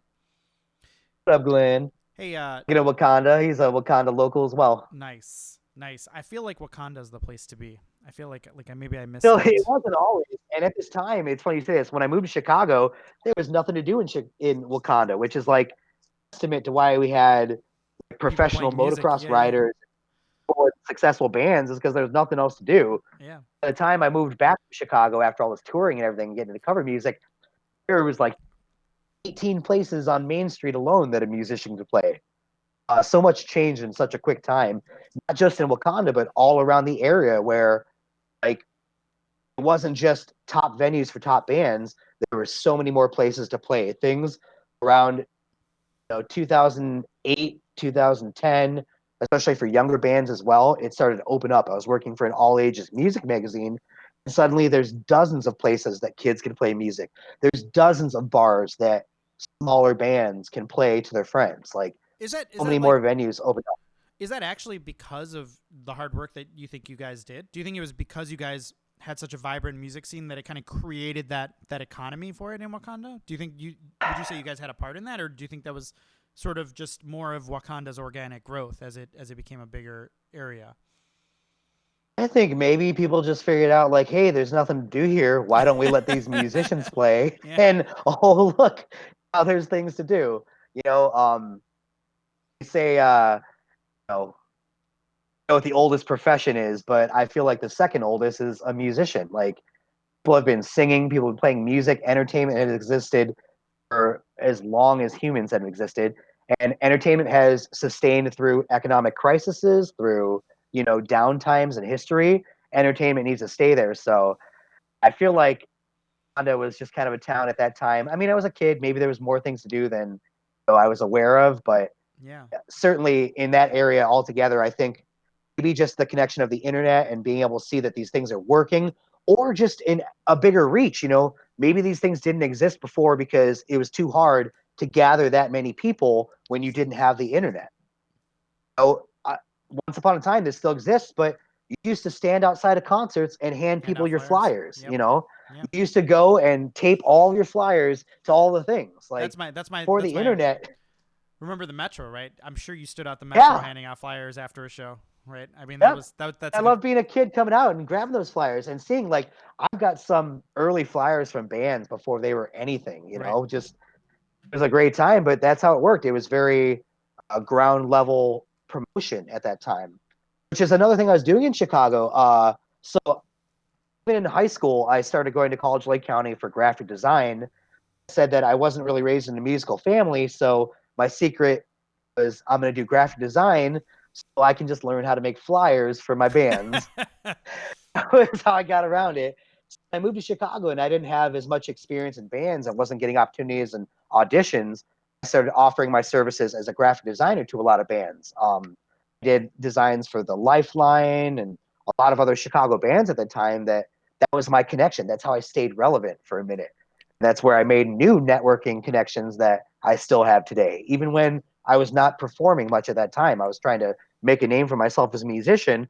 I saw my in and my way to get backstage with creating the flyers and stickers and CD Yeah. covers for a lot of these Chicago bands. I think like the Chicago music scene consistently has had this really like crazy DIY ethic, right? And punk music in general kind of is that's like what punk music is about, is like I'm not gonna like hire anybody. I don't have any money. Like we're gonna do it ourselves. We're gonna build the scene ourselves. But Chicago truly is that thing, to the point to where like when you're in a band, almost everybody has to have some facet of something interesting that they can do. Whether you're like the guy with the recording studio in your house or whatever, you're the guy who like can make the flyers, or you're the gal who like knows somebody or has access to like musical equipment or something like that. Everybody has something that they're really good at, or you might be the person that's the face. You're the person who can talk to people. You can just walk up. You can make new fans because you're that person. It's It's an crazy. And excellent point. It's something that you'll find in many jobs. We live in a time where just being good at your job isn't enough. Right. Oh, you could play guitar good, so can 20 other people who are auditioning Hmm. after you. You have more than that, which you made a great point. One can just be being very personable with people and a generally likable person. But the other thing is, what else can you offer? Do you have a place we can rehearse? Do you have That's a songs big that are one. ready to be played? Yeah. Do you have the equipment? Can you Can you design? sing? Do you have promotion connections? Yeah. And great point. You can play your instrument. Can you sing? Yeah. There are so many people that like at this time. This is a great thing. I was not a singer. I could not sing. I had no formal training, which means when I opened my mouth, it didn't sound good. I did it a little more and This did is it a little crazy more and hearing did it this a little now, right? more. Because there are people Yeah, out there that love listening to you. There's a lot of people that love listening to you sing right now, myself included. And it's mind blowing for us to hear that there was a time when you just not only were you not confident in it, but you just couldn't you weren't there, right? You weren't where you yeah. were now. It wasn't. It didn't take a long time. It only took a short amount of time of dedicating myself and practicing to get better at it. Your vocal cords are a muscle. It's working out a muscle. It's not crazy. Right. So I was playing Potbelly twice a week. I was playing 5 hours a week, even without rehearsing. That's a good amount of time to be working up your vocal cords and getting better. Um, yeah, so it was something that I didn't start singing until I was in my early 20s. I never sang before that. I did a couple songs on some early albums that were awful, but I went to Chicago knowing that I was a good musician, that I had graphic design knowledge, that I actually had done a lot of the promotion and work for many of my bands, so I Mm-hmm. knew about the marketing part of it. But it still wasn't enough, so I started singing. I added a little bit more, and at this time, even before I toured with And After, I did a lot of studio work with bands and did many different instruments, and just whatever I could get my hands on in Chicago, I did. I got my hands on whatever I could. So talk to me about so you're an and after. You've got I'm assuming at this point you're touring. How did that end? What how did that kind of come to a close, and where did you move on to after that? That was my introduction to cover music, and it's a wonderful story of how it happened. Um, and After it had a lot of things going for us, much in part. Uh, I'm going to give myself the credit for this because, like I said, I had seen a lot of my friends do this before me. When I got my chance, I I wasted no time. I spent all of my time promoting that band. I reached out to people. I sent emails. You got to do these things. You want to be successful at what you do, you got to fake it until you make it. Yeah. I pushed this band so hard. I mean, this is a band that had an album, shows, plenty of things before me. They had opened up for Taking Back Sunday before I was ever in this band. They were, in a somewhat established smaller band. Music I drink. came into this band with this re-energized, like this is what I want to do. This is my chance to do it. So we're gonna do it. And a lot of things happened for us very quickly. But unfortunately, the rest of the band was young. Um, Right. you know, Yeah. And eh, might have not even appreciated it. there's definitely like a give and take too, right? When you're a really driven person and you have a lot of ideas, and you're you're passionate about something, you start pushing. You push for everyone else to kind of to sort of pull their weight, for lack of better terms, right? Everybody has to have a hand in this. Like, I mean, I'm a little bit older now, but think about like when you're living with a spouse or something and they're not doing the dishes, but that's their chore, right? Like you got to do your chores, bud. Yeah, Um, it's very important. Yeah, there is no secret, and that's why right. I'm so happy that you've given me this opportunity to tell you and everyone the 15, 14 years of my career that was not a success. Right. It was not a success story. It was building. It was all completely essential to where I am now. I was so far from a rock star at that time. And so here we are. I'm touring with a band, and I still live in the city, but that band isn't making any money on tour. I'm just filling my dream, investing myself in this. So I don't make enough money to afford to live in the city anymore. It's not cheap at all. And I basically am homeless. I put some things in my parents' house. I'm touring with this band. Um, as we do this, another opportunity arises, which is where I say, especially if you're trying to further yourself and better yourself in any profession, don't deny yourself any opportunity. I only recently learned what FOMO is. Fear of Fear missing of out. missing out. Yeah, I Yeah, I suffer never knew from it. about that, but I'm a huge. I definitely deal with FOMO, and that is the reason that a lot of opportunities have come to my life. So, so I got into cover music. One of the first people I ever played with when I'm a kid in Wakanda is this guy Brent Inman. At the time, he's like 10 years old. I'm 12. I remember he taught me how to play Lightning Crashes by Live. Yeah. And it's just the two of us. We just jammed. We played some like what else? Uh, Crazy Train. I remember when we were younger, we taught ourselves Crazy Train. Nice. We went to high school together. We didn't have much of a musical thing beyond that, besides like getting together at church sometimes. That was another place that we were allowed to play was church. So, even religion aside, a lot of us congregated at church because we could go play music as a bunch of teenagers. But my friend Brent Inman, he came out and visited me in the city. He's talking about this guy with him. And then completely coincidentally, while I'm in and after, those two, Brent Inman and Alec Haley, have a benefit at Port of Blarney, where you take off to Blarney Island, Port of Blarney. Yeah. They've got a benefit, and they enlist none other than Corey Schoberg, basically play Congo, whatever, like some percussion, not a full drum kit, but just play percussion. So they could be two acoustics and percussion, because it's a cool event. It was Yeah. um, late Leathers for You, Tim Atkins. It was a huge thing. Anthony Gomes, and incredibly, it was a great opportunity. So Corey Schoberg, who comes into this, and he's like, man, he's like, why don't I play my full drums? Let's get my buddy Josh to play bass. Josh was not a bassist. Like, I was not a bassist at this time, but let's do it. So I this is had your a moment first time before. playing bass. I love it. Yeah, I'm still in and after. We're still, doing all these things. We're in between tours. Play this one show. For this is the time I'm going to admit to it. I said, I will never play cover music. I will never sell out. Said it. And we played that show, and I was like, wait a second. That felt the same. That that gave me the same high. You know what I mean? Yeah. Like that was the same drug. Why do I hate that? Like, it might not have been my music, but that gave me the same high. But that moment, this was And I've already learned all these user songs friendly, probably, right? Like I've already learned these right? 3 hours of music from playing at It was Potbelly all or whatever. 90s music too, Yeah. so some great stuff Yeah. I still play. Taser friendly. I had a 2 month tour still with and after winter, 2 months on the road in wintertime, sleeping in college dorms and whatever couch we could sleep in.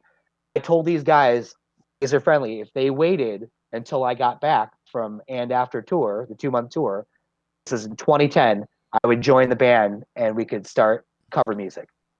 And immediately things took off. One of our very first shows was opening up for Modern Day Romeos at Oh Austin's wow. Fuel Room, Yeah. and it hit capacity. Our One of our very first cover band shows, full capacity at Austin's, where touring bands have not sold it out many times. At full capacity, and I was like, "This is it. This is what I'm doing. I'm playing cover music now." So now I'm playing in a '90s cover band. And now you're a bassist, by the It's a way. it's a Yeah. yeah. Yeah, and that band had some great stories. You ever heard about the Taser lawsuit? I've not heard about. I've heard some stories about Corey, but I've not heard about this one. So Yes. So yeah, tell me the about this. Taser lawsuit, we were called Taser friendly, and we received a cease and desist Don't tase me, bro. from Taser International. Don't tase me, bro. And we were spelled differently. We were spelled Tazer, which Taser International spelled Taser. I don't even know But what Taser International is. What even are they? tasers, Oh, like real tasers. the actual Taser We company. got sued by the Taser company. Amazing. Now, what's cool about this is we're a nothing cover band from a suburb in Chicago, but with my marketing and graphic design experience, I made enough of a wave to get Taser mad at us, Taser International, and lawyers who literally work on wrongful death lawsuits are now coming after my band. Like, cool. So we took what could have been an awful experience and we turned it into a publicity stunt. We got on the radio. We said we're fighting. And then I quickly realized we do not have the money to fight Taser International. This And is so I think it back was on before what, GoFundMe, right? Yeah. yeah, 1023 XLC. Decided that Brent Inman, the guitarist, had an idea. Let's become Rough Night Out. There's no Rough Night Out band. We became Rough Night Out. And so that was my first cover band, Taser Friendly, Rough Night Out. It was a 90s cover band. Had an incredible amount of success very quickly, almost too much, like many downfalls. It launched us into like, this is what we're doing. This is our life. Is everyone down for that? Which, can be very difficult when some members have families and kids. Absolutely, yeah. You know, On the a past show, we talked hard about thing to that. juggle. Definitely, we talked about Yeah. that on the past show a little bit, about how you kind of juggle music, particularly when you're doing it as an occupation, right? It's a little bit different when you're a hobbyist, but when you're doing it as an occupation, there's a lot more to think about, a lot more that needs to go right, right? Yeah, the expectation of you in what I like to call now a working musician. Many cover bands are working musicians, which Right. basically means you do what you got to do. You might not always love it. It's not always It's like you're this working. is great. That's what I'll do. Yeah, it's working. So Right. that means that the expectation is if you don't fulfill your responsibilities, you will get someone else to. It's work. That can be hard, especially if you have a family or a spouse, because a lot of your initial investment in those things does not pay out. You Right. know, uh, it's like a job that you don't get paid for right away. It's an internship that you can get fired for not being good enough. It's really like starting your own business in a business that already has a bunch of other people doing it. Right. Yeah, um, yeah. And everyone thinks they know the new thing. Like I know the idea that can make a big cover band, yeah. which Um, a lot of it is the right idea and the right thing, but a lot of it's just the right people, and that's where a lot of at this point in my career, a lot of the downfalls of these bands is that it reached a point where the commitment became too much for the members. And at a lot of those points in my life, that was my time to decide, okay, is this as big as I ever want to get? Or do I have to make it? Because I've left bands that are my friends. I've had bands break up that are my best friends. It's a job. It really is a job. yeah, and that's a tough bridge to cross, I think. When you have to make that decision. And by the way, the general mindset of any given musician is always, I want to be doing the next bigger and better. I want to take it to the next level, whatever that is, right? You could be playing in basements, and then the next thing you want to do is you want to be playing like small clubs, and then when you're playing small clubs, then you want to start playing venues, and then you always want to continue to progress. It's a trap, right? It kind of is in some ways, because again, we talked about this on the last show where we had Sucker Punch on. You can make a living being a musician and never be famous. You can never, you can make a living being a musician, making a reasonable amount of money, if that's what you love, right? You don't have to be an arena selling rock star to be a musician. And in fact, maybe it's better not to be that visible person that everybody bugs on the street, right? You can just be some other person getting coffee in the Starbucks line, but at night you're going to go play a sweet gig and you're going to be this amazing rock star in super tight pants. Yeah, there's some incredible professions. I really look up to on a lot of recordings, both the Wrecking Crew, which was out of the West Coast, and the Funk Brothers, which were out of the East Coast. If anyone's not familiar with either of them, there's great documentaries about both the Wrecking Crew and the Funk Brothers, but they're essentially the band that you heard on every song from the 50s and 60s, or 60s, early 70s. Like, they were the band. It might have said it's these guys on the cover, but they were the band. And for a long time, those people were very unrecognized. There's still today so many incredible professions in music that are both financially, fulfilling, and spiritually and emotionally and artist fulfilling. Right. Where, people on a national level might never know who you are. You could walk into a bar in your own hometown and nobody knows who you are. So let's fast forward a little bit. So you started playing cover music. You started playing bass. How was that transition for you? Before we fast forward, because I know for me, as a fellow guitarist, the bassists are rare. So there is a desire to convert guitarists to play bass, whether they've played bass or not. Generally, people think, it's close enough, just play bass, right? Yeah. And you can do it. You can do it. It's never great, but you can do it. I've said it a lot throughout the journey that I feel like the bar is set a little bit lower for bassists, which first time in my life, in my music career, actually allowed me an opportunity to flourish, be someone who stood out. Mm-hmm. Um, so at this point in my career, I'm playing with Corey Schoberg. If you've ever seen Corey Schoberg play drums live, he is the Dave Grohl of drummers. Like he's headbanging, he's got the hair. To us, that was nothing. Like we grew up on the bands that if that wasn't the show you were giving, You weren't this doing it is right. Warped Tour. Yeah. 7 other bands playing right now. Like if you're not sweating, bleeding, giving your heart on that stage, you're gonna walk the next stage, which sometimes can be 500 feet away. You know what I mean? We came from a scene where that wasn't crazy in punk and hardcore. That's the performance people get.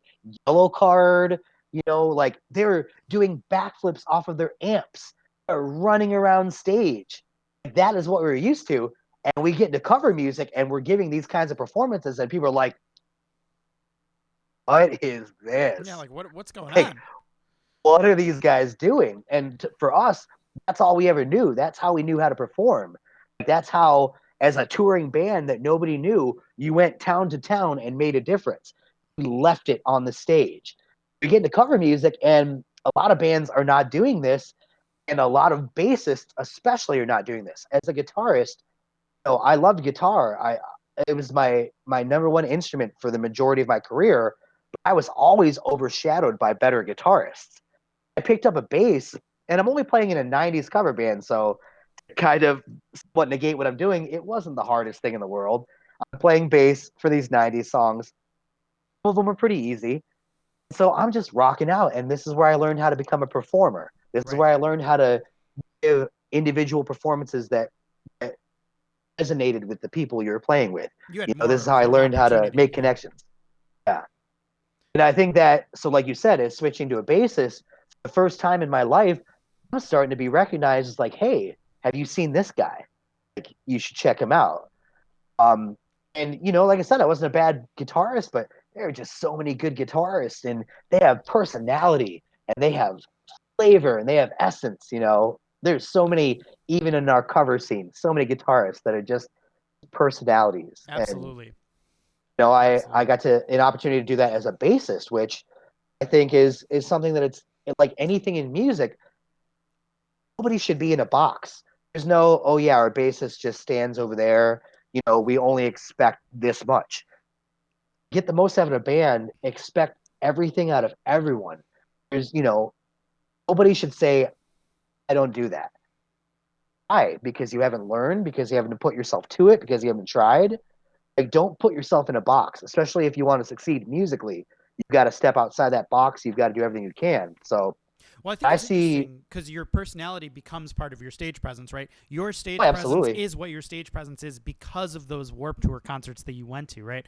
And Yeah. you even if you've never have me kind of growing up in that same musical style, I can take one look at you on stage and be like, yeah, that guy grew up like me, like like we were going to the same shows when we were growing up, like it is visible, right? And again, it's an organic thing that you developed because of what you love, right? It's not a thing that just you threw out there, right? It's not a thing that just that you're Yeah, it's doing. a Yeah, it's a self-fulfilling prophecy too. It's something that you have to create for yourself. right. If you only relied on the reaction from your crowd, if you basically said, I'm only going to give a good show when the crowd's already giving it to me, why? Like, that's your job. You're the one that makes them into it. You're the one that does that. Yeah, like you said, it wasn't foreign to us. We came from uh, a scene where that was a necessity. Right. And then we entered a cover scene where a lot of people got away with not having to do that because, one, people are just incredibly talented, and I get it. You don't always have to be jumping off of amps if you're a virtuoso. Like, Or you might not have if the you're a room. virtuoso, Yeah. and yeah, and you can. I played with some incredible musicians that are the most boring people you could ever watch on stage. Me personally, I remember the shows that the guy gave it. The guy gave effort. The guy was sweating. People are paying money. People are giving their night. They could be anywhere. They could see 100 other bands in Chicago alone on any given night. Give them a reason to come see your band. I got to ask Adam's So, question. I gotta ask Oh Adam's yeah, question Adam's when we're talking question. about this. So Adam's question he loves to ask is, "What's your most embarrassing moment on stage?" So this has to tie in with the night. Maybe you just gave a little bit too much. Really funny. I saw you had that question up for a minute, so it's so I was waiting awesome for an that we're addressing organic it time to, now. yeah, I was waiting for a time to like slip it in where it would make sense, and it seemed like this would be a good time to ask it. I follow a great cover a group of cover musicians on Facebook, and a lot of old musicians are very stubborn. They don't want to, give that kind of energetic performance, and I think their point of validation in the whole thing is they'll be like, "Oh, look at this one time this guy fell. Look at this one time this guy fell." I've fallen on stage. You know what?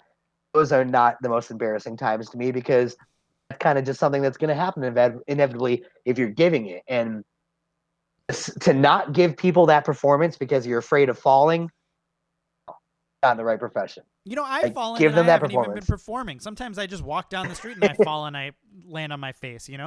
Exactly. I think my most embarrassing one to me is as we get into the actual successful part of my music career, being in Semple, I was launched in some very big shows very quickly, and I made the mistake of calling a town the wrong name at Oh a my very, very God, big I show. have nightmares of Uh, this. yeah, 4,000 Kathleen people, knows it. and I She knows it. called their town the wrong way. Yes, Kathleen knows exactly. I think she was there.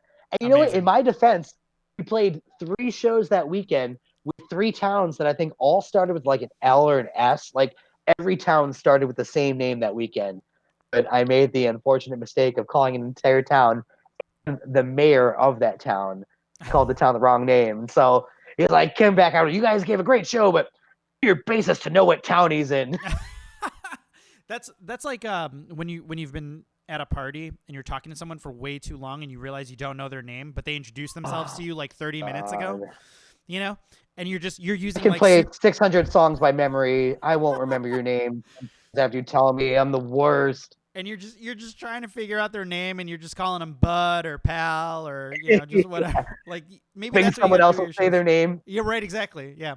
Hey, can I just see your driver's license for a second there? No reason, just wanted to see what it looks like now. Mine looks different. It's from a different year. Okay. So talk to me a little bit about Semple because I think you've been in a lot of amazing cover bands in and we're gonna fast forward a little bit because it's getting a little late and I want to make sure you have some time to talk about this because I think it's been a Yeah. really interesting development in your career. So you're doing the cover music.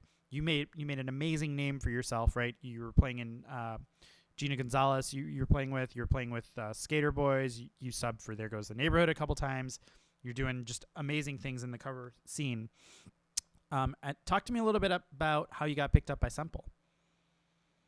Well, it's a very important part in it all that I love that you give me this opportunity to talk more about the part of my career that nobody's ever heard of. Yeah. Now we get to the point where people are aware of me. I've started to make a name in music, but that actually wasn't instantaneous because Rough Night Out broke up basically because we were talking about this.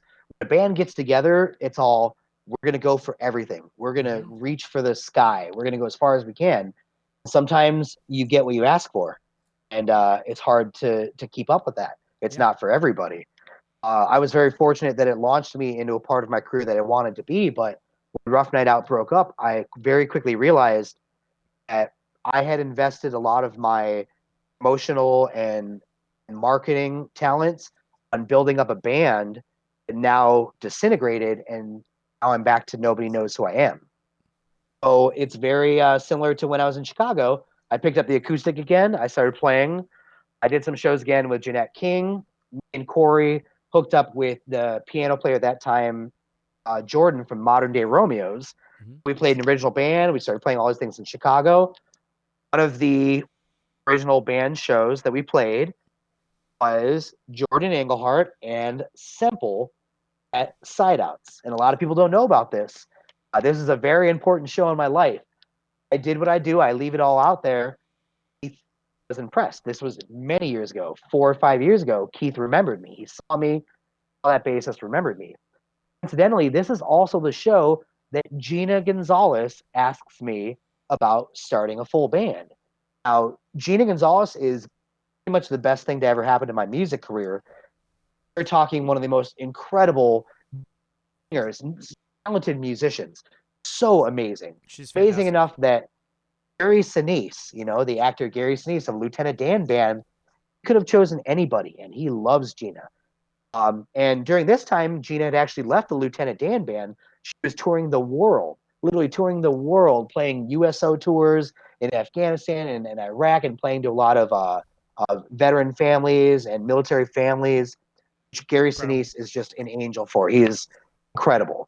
And people don't realize that this actor, Gary Sinise, Lieutenant Dan, is an incredible bassist who created a band of some of the best musicians in the world, many of which were from Chicago. One was with Gina Gonzalez. Gina Gonzalez had anyone as a bassist for her band. She chose me because she saw the potential in me. And so this is the first time in my life where I'm working with really professional musicians.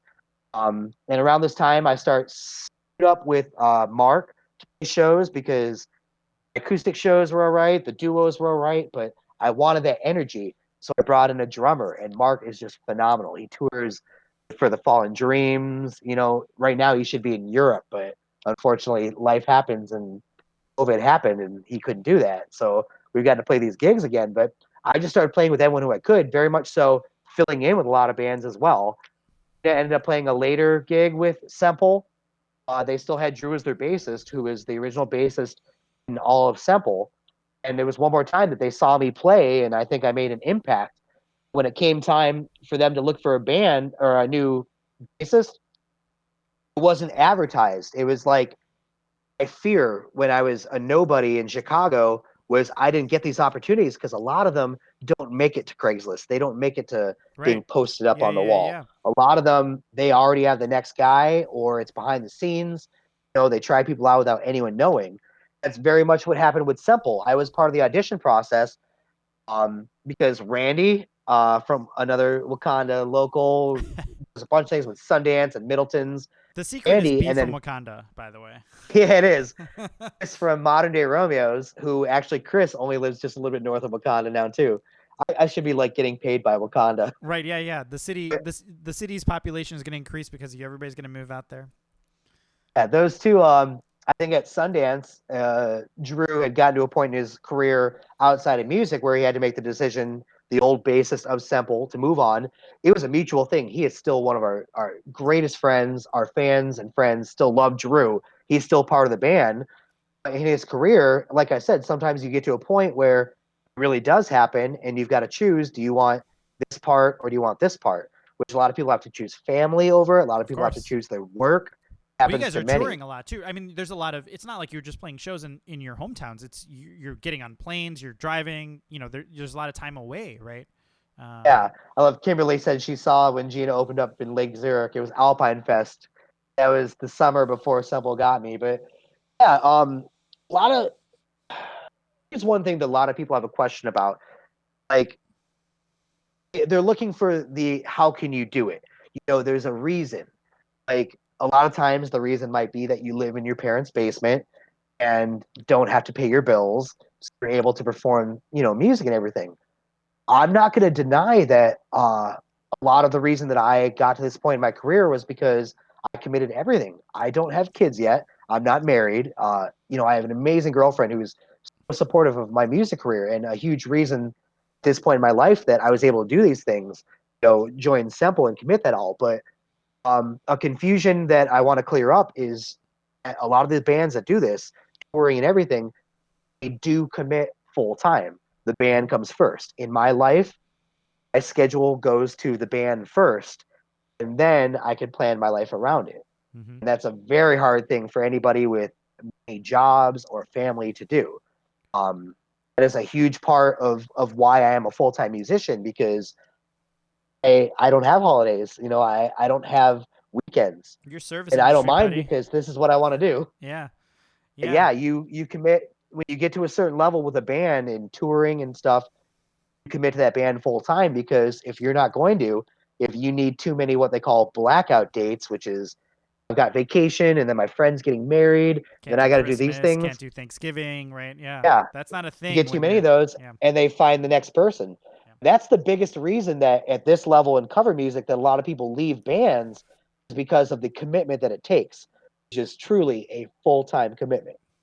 And I wouldn't trade it for the world. I love it, but my band does come first, and even it's been a problem in many relationships. It's a hard thing. It's a hard Yep. thing to commit yourself to a person who has to commit themselves to something else before you. That's heavy, man. That's really really rough. But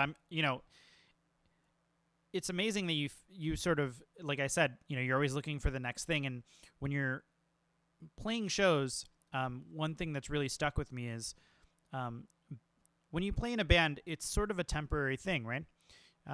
It's almost like when you're dating. You don't necessarily know if you're going to be together. You don't know if you're going to get married.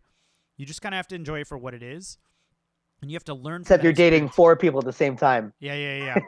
You're dating 4 people at the same time, and you're probably not sleeping with any of them if the band's doing well. Hopefully not. That's a good way to screw a band. Right? Yeah. Um, but every show almost becomes like an audition for your next band, right? What are you drawing from this experience in the now that can lead you to sort of your next big breakthrough, whether that's something for yourself or whether that's to the next band that you're going to be in. It was a big thing for me. Like I said, when Rough Night Out broke up, I felt that feeling of like isolation and alone again. What do I do? I lost Right. my band. I lost everything I committed That was to. a thing you had been putting all of your time and effort into, and now Yeah, it's suddenly gone from 100 to nothing, right? it was very important because that was the first time in my life that I said, you know what, my brand from here on out is going to be me. Right. Um, and I'll be honest, we talked about that my success story isn't all roses. There's a lot of failed auditions. If you guys didn't get the opportunity to read my little post last week, I have been through a lot of auditions. I have put myself out there for a lot of bands that didn't want me. I had to keep encouraging myself that there was that band that I had to keep going that was going to want me. But what I learned is that I needed to build my own name. Even that, which has been one of the most beneficial things, that Semple is a band of 4 personalities, 4 individuals who all have their personalities. Your band is very much so that, and I love it. There Goes the Neighborhood is, all these people that have their own personalities and bring them together. Some bands can be scared of that, especially bands that are run by a certain leader. They don't want individuals in their band. So Mm-hmm. there's bands that I was passed up for because I am Joshua Patterson and the eccentric bassist that wants the spotlight on me. I don't want to go stand in the corner. I Yeah. want to give you a show. And not every band wants that. But I found a band that appreciated that and wanted a whole nother personality to bring in. I at that point in my life, that was when I started branding my name. And I think that's one of the best things I ever did for my career was brand myself and push myself as a musician, not as a person in a band, as a person who can be a part of just music as a whole. Yeah. Yeah, and it really opens the door for you, right? Like you mentioned, there's you're playing music, you're doing graphic design. You're not just a musician, right? You have a ton of other things. I mean, I would call you an influencer, Josh. You really are.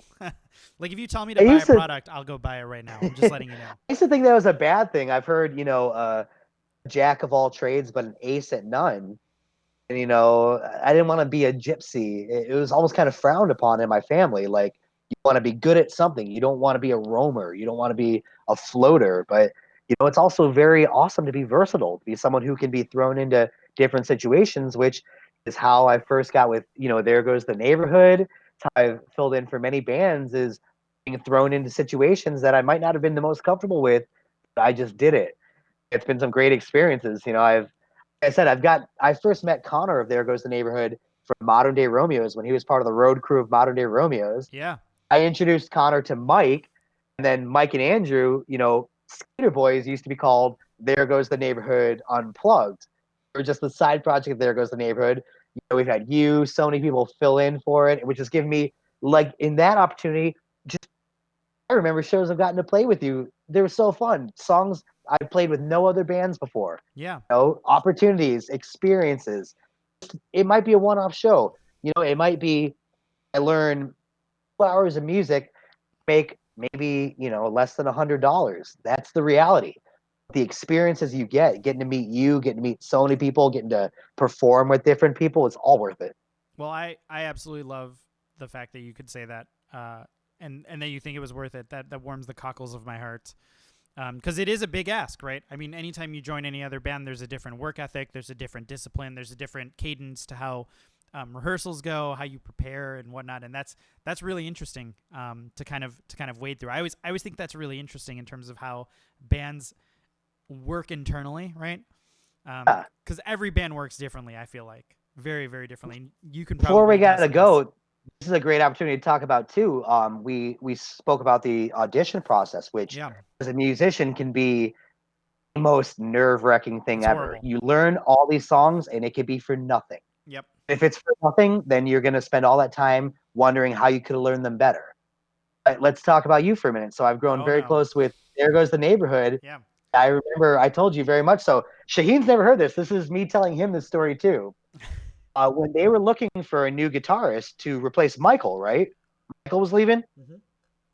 Yeah. So Michael's show, which came from Blame the Hero, my band with Jordan Englehart and Corey Schoberg, introduced him to There Goes the Neighborhood with Modern Day Romeos at the time, and became There Goes the Neighborhood. He started doing side bit, and he knew that also basically because of family. Family is a huge thing that he would have to leave. They're looking for people. People are doing, the bare minimum. I know they had different auditions. They told me about this one guy that came in and did more than expected, and that was you. And I remember what they said was, other guys had the guitar parts. You did great on the guitar parts. You came in with background vocals as well. That's why you stood out, because they only were looking for this. You show them, hey, I can give you that, but I can give you more. If you guys have not had the pleasure of seeing Shaheen live and There Goes David live, they have an incredible and infectious energy, which is something that you can't always portray in an audition. Yeah. So that's hard to show in an audition. That's something that comes later. Yeah. And in many of my auditions, they didn't know that I was the guy that would be sitting around on stage. I think my definitely for me as well. I'm the same way, right? If you see me in an audition, it is a very different Shaheen than the Shaheen that's on stage, right? Um, Mhm. it's much more focused, more dialing stuff in, thinking about, much more thoughtful, much less impulsive, we'll say. um, but yeah, I have to say, I came to that audition with even a bigger extra that you might not have heard about. I also brought a growler of homebrew just to really kind of seal the deal, right? That's how you get us. You Yeah, know the way to a man's heart. yeah. It always works, hasn't failed me yet. That's awesome. Well, I love you guys are another band that I've seen many lineups. I feel like that's the greatest thing for a band, and it's so nice to be a part of a band that can outlive the members. Just look at all the biggest bands in the world.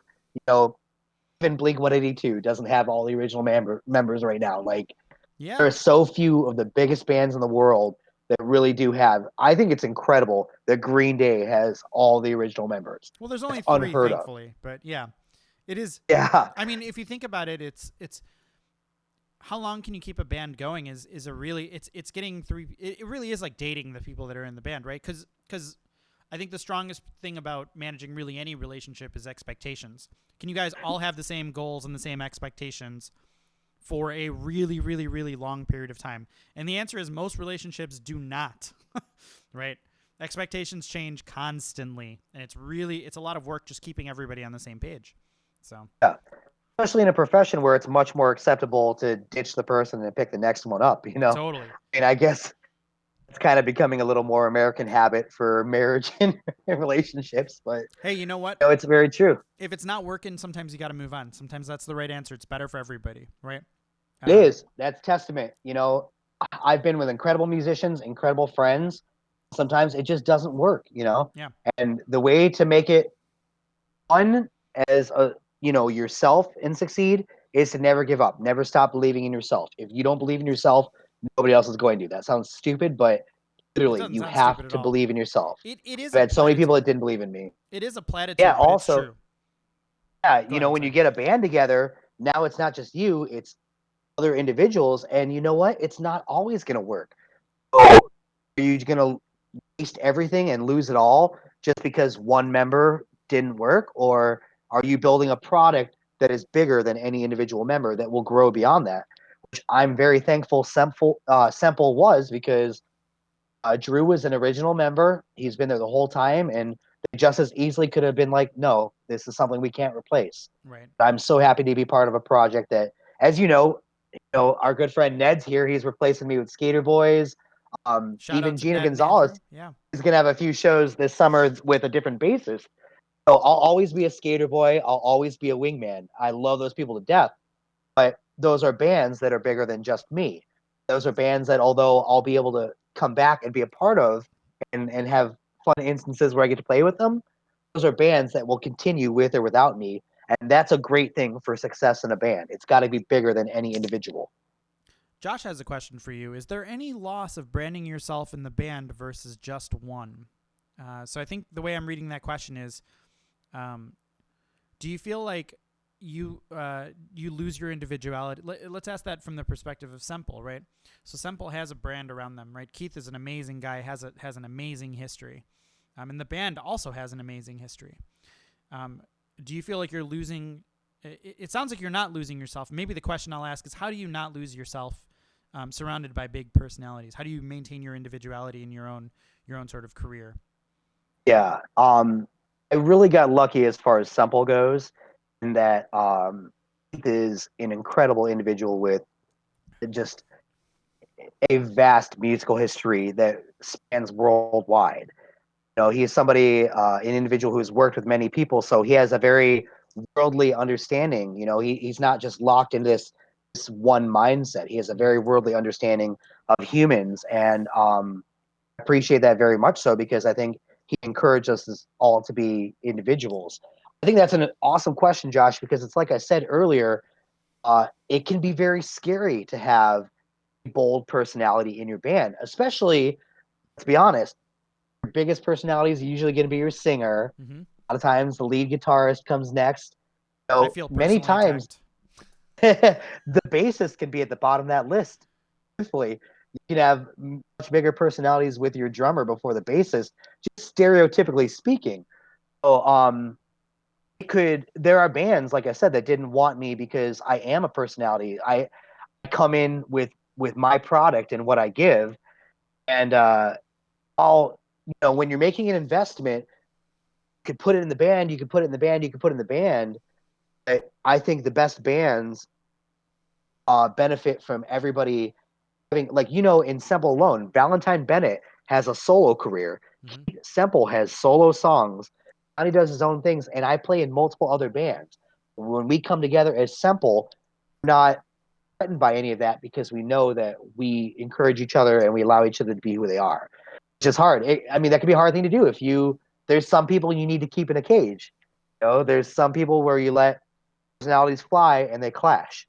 It can be a very difficult thing, and I am truly blessed I'm in a band that allows our personalities to flourish, because it doesn't always work with bands. It definitely doesn't.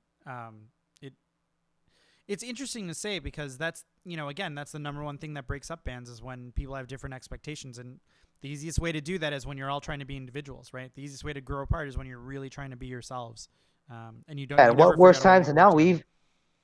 There are bands that have broken up in the current political times because they have different viewpoints, and that's a hard thing to navigate. Yeah. Like, that's awful. You really have to separate. We don't all agree. We don't all agree on many things when it comes to religion, politics. That's why I think it's important to separate music from that, because if you don't hate people, if you're not a hateful person, I want you to listen to my music. I don't care what you support. As long as you don't support hate, then I want you at my shows. Yeah. I don't want to isolate anyone because I have different views than them. I think for me, like the barometer of a band, if they're gonna work together, is how well can you guys navigate a disagreement, right?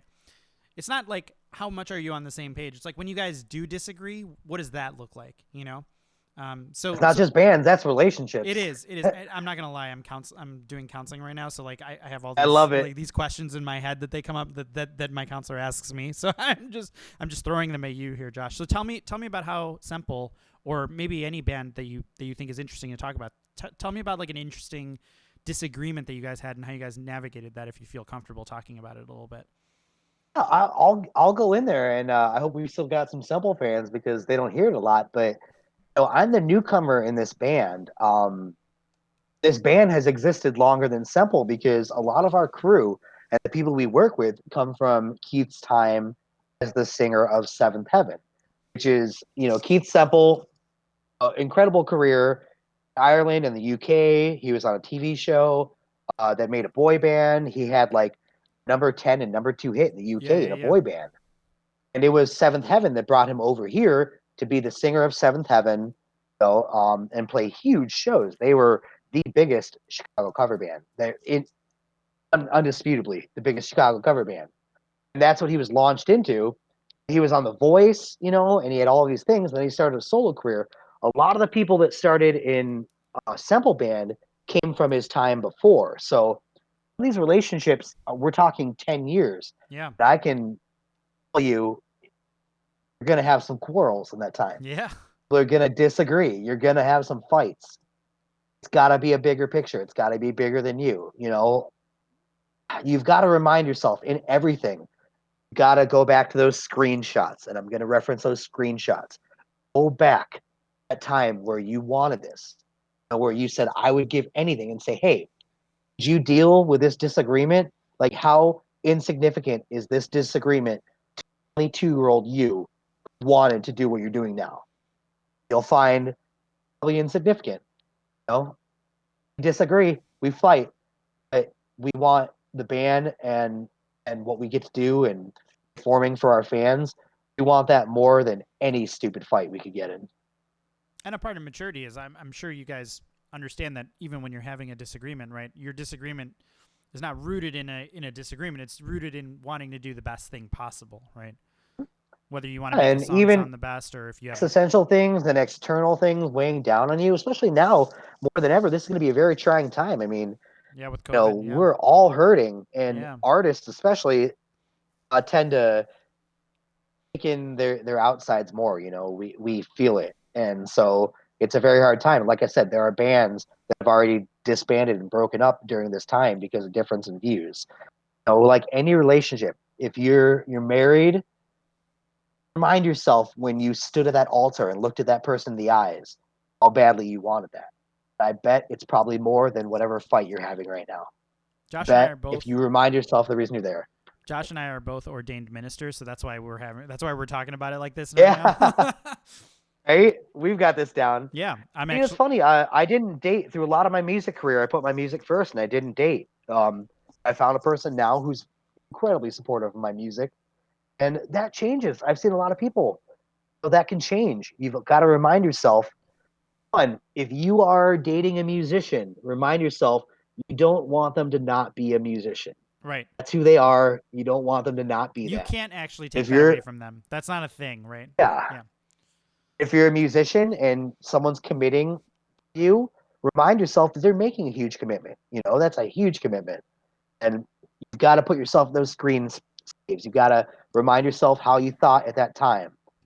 Go back to when you looked at that person or you looked at that band or you wanted to be in this band, you're auditioning for this band and you want it more than anything.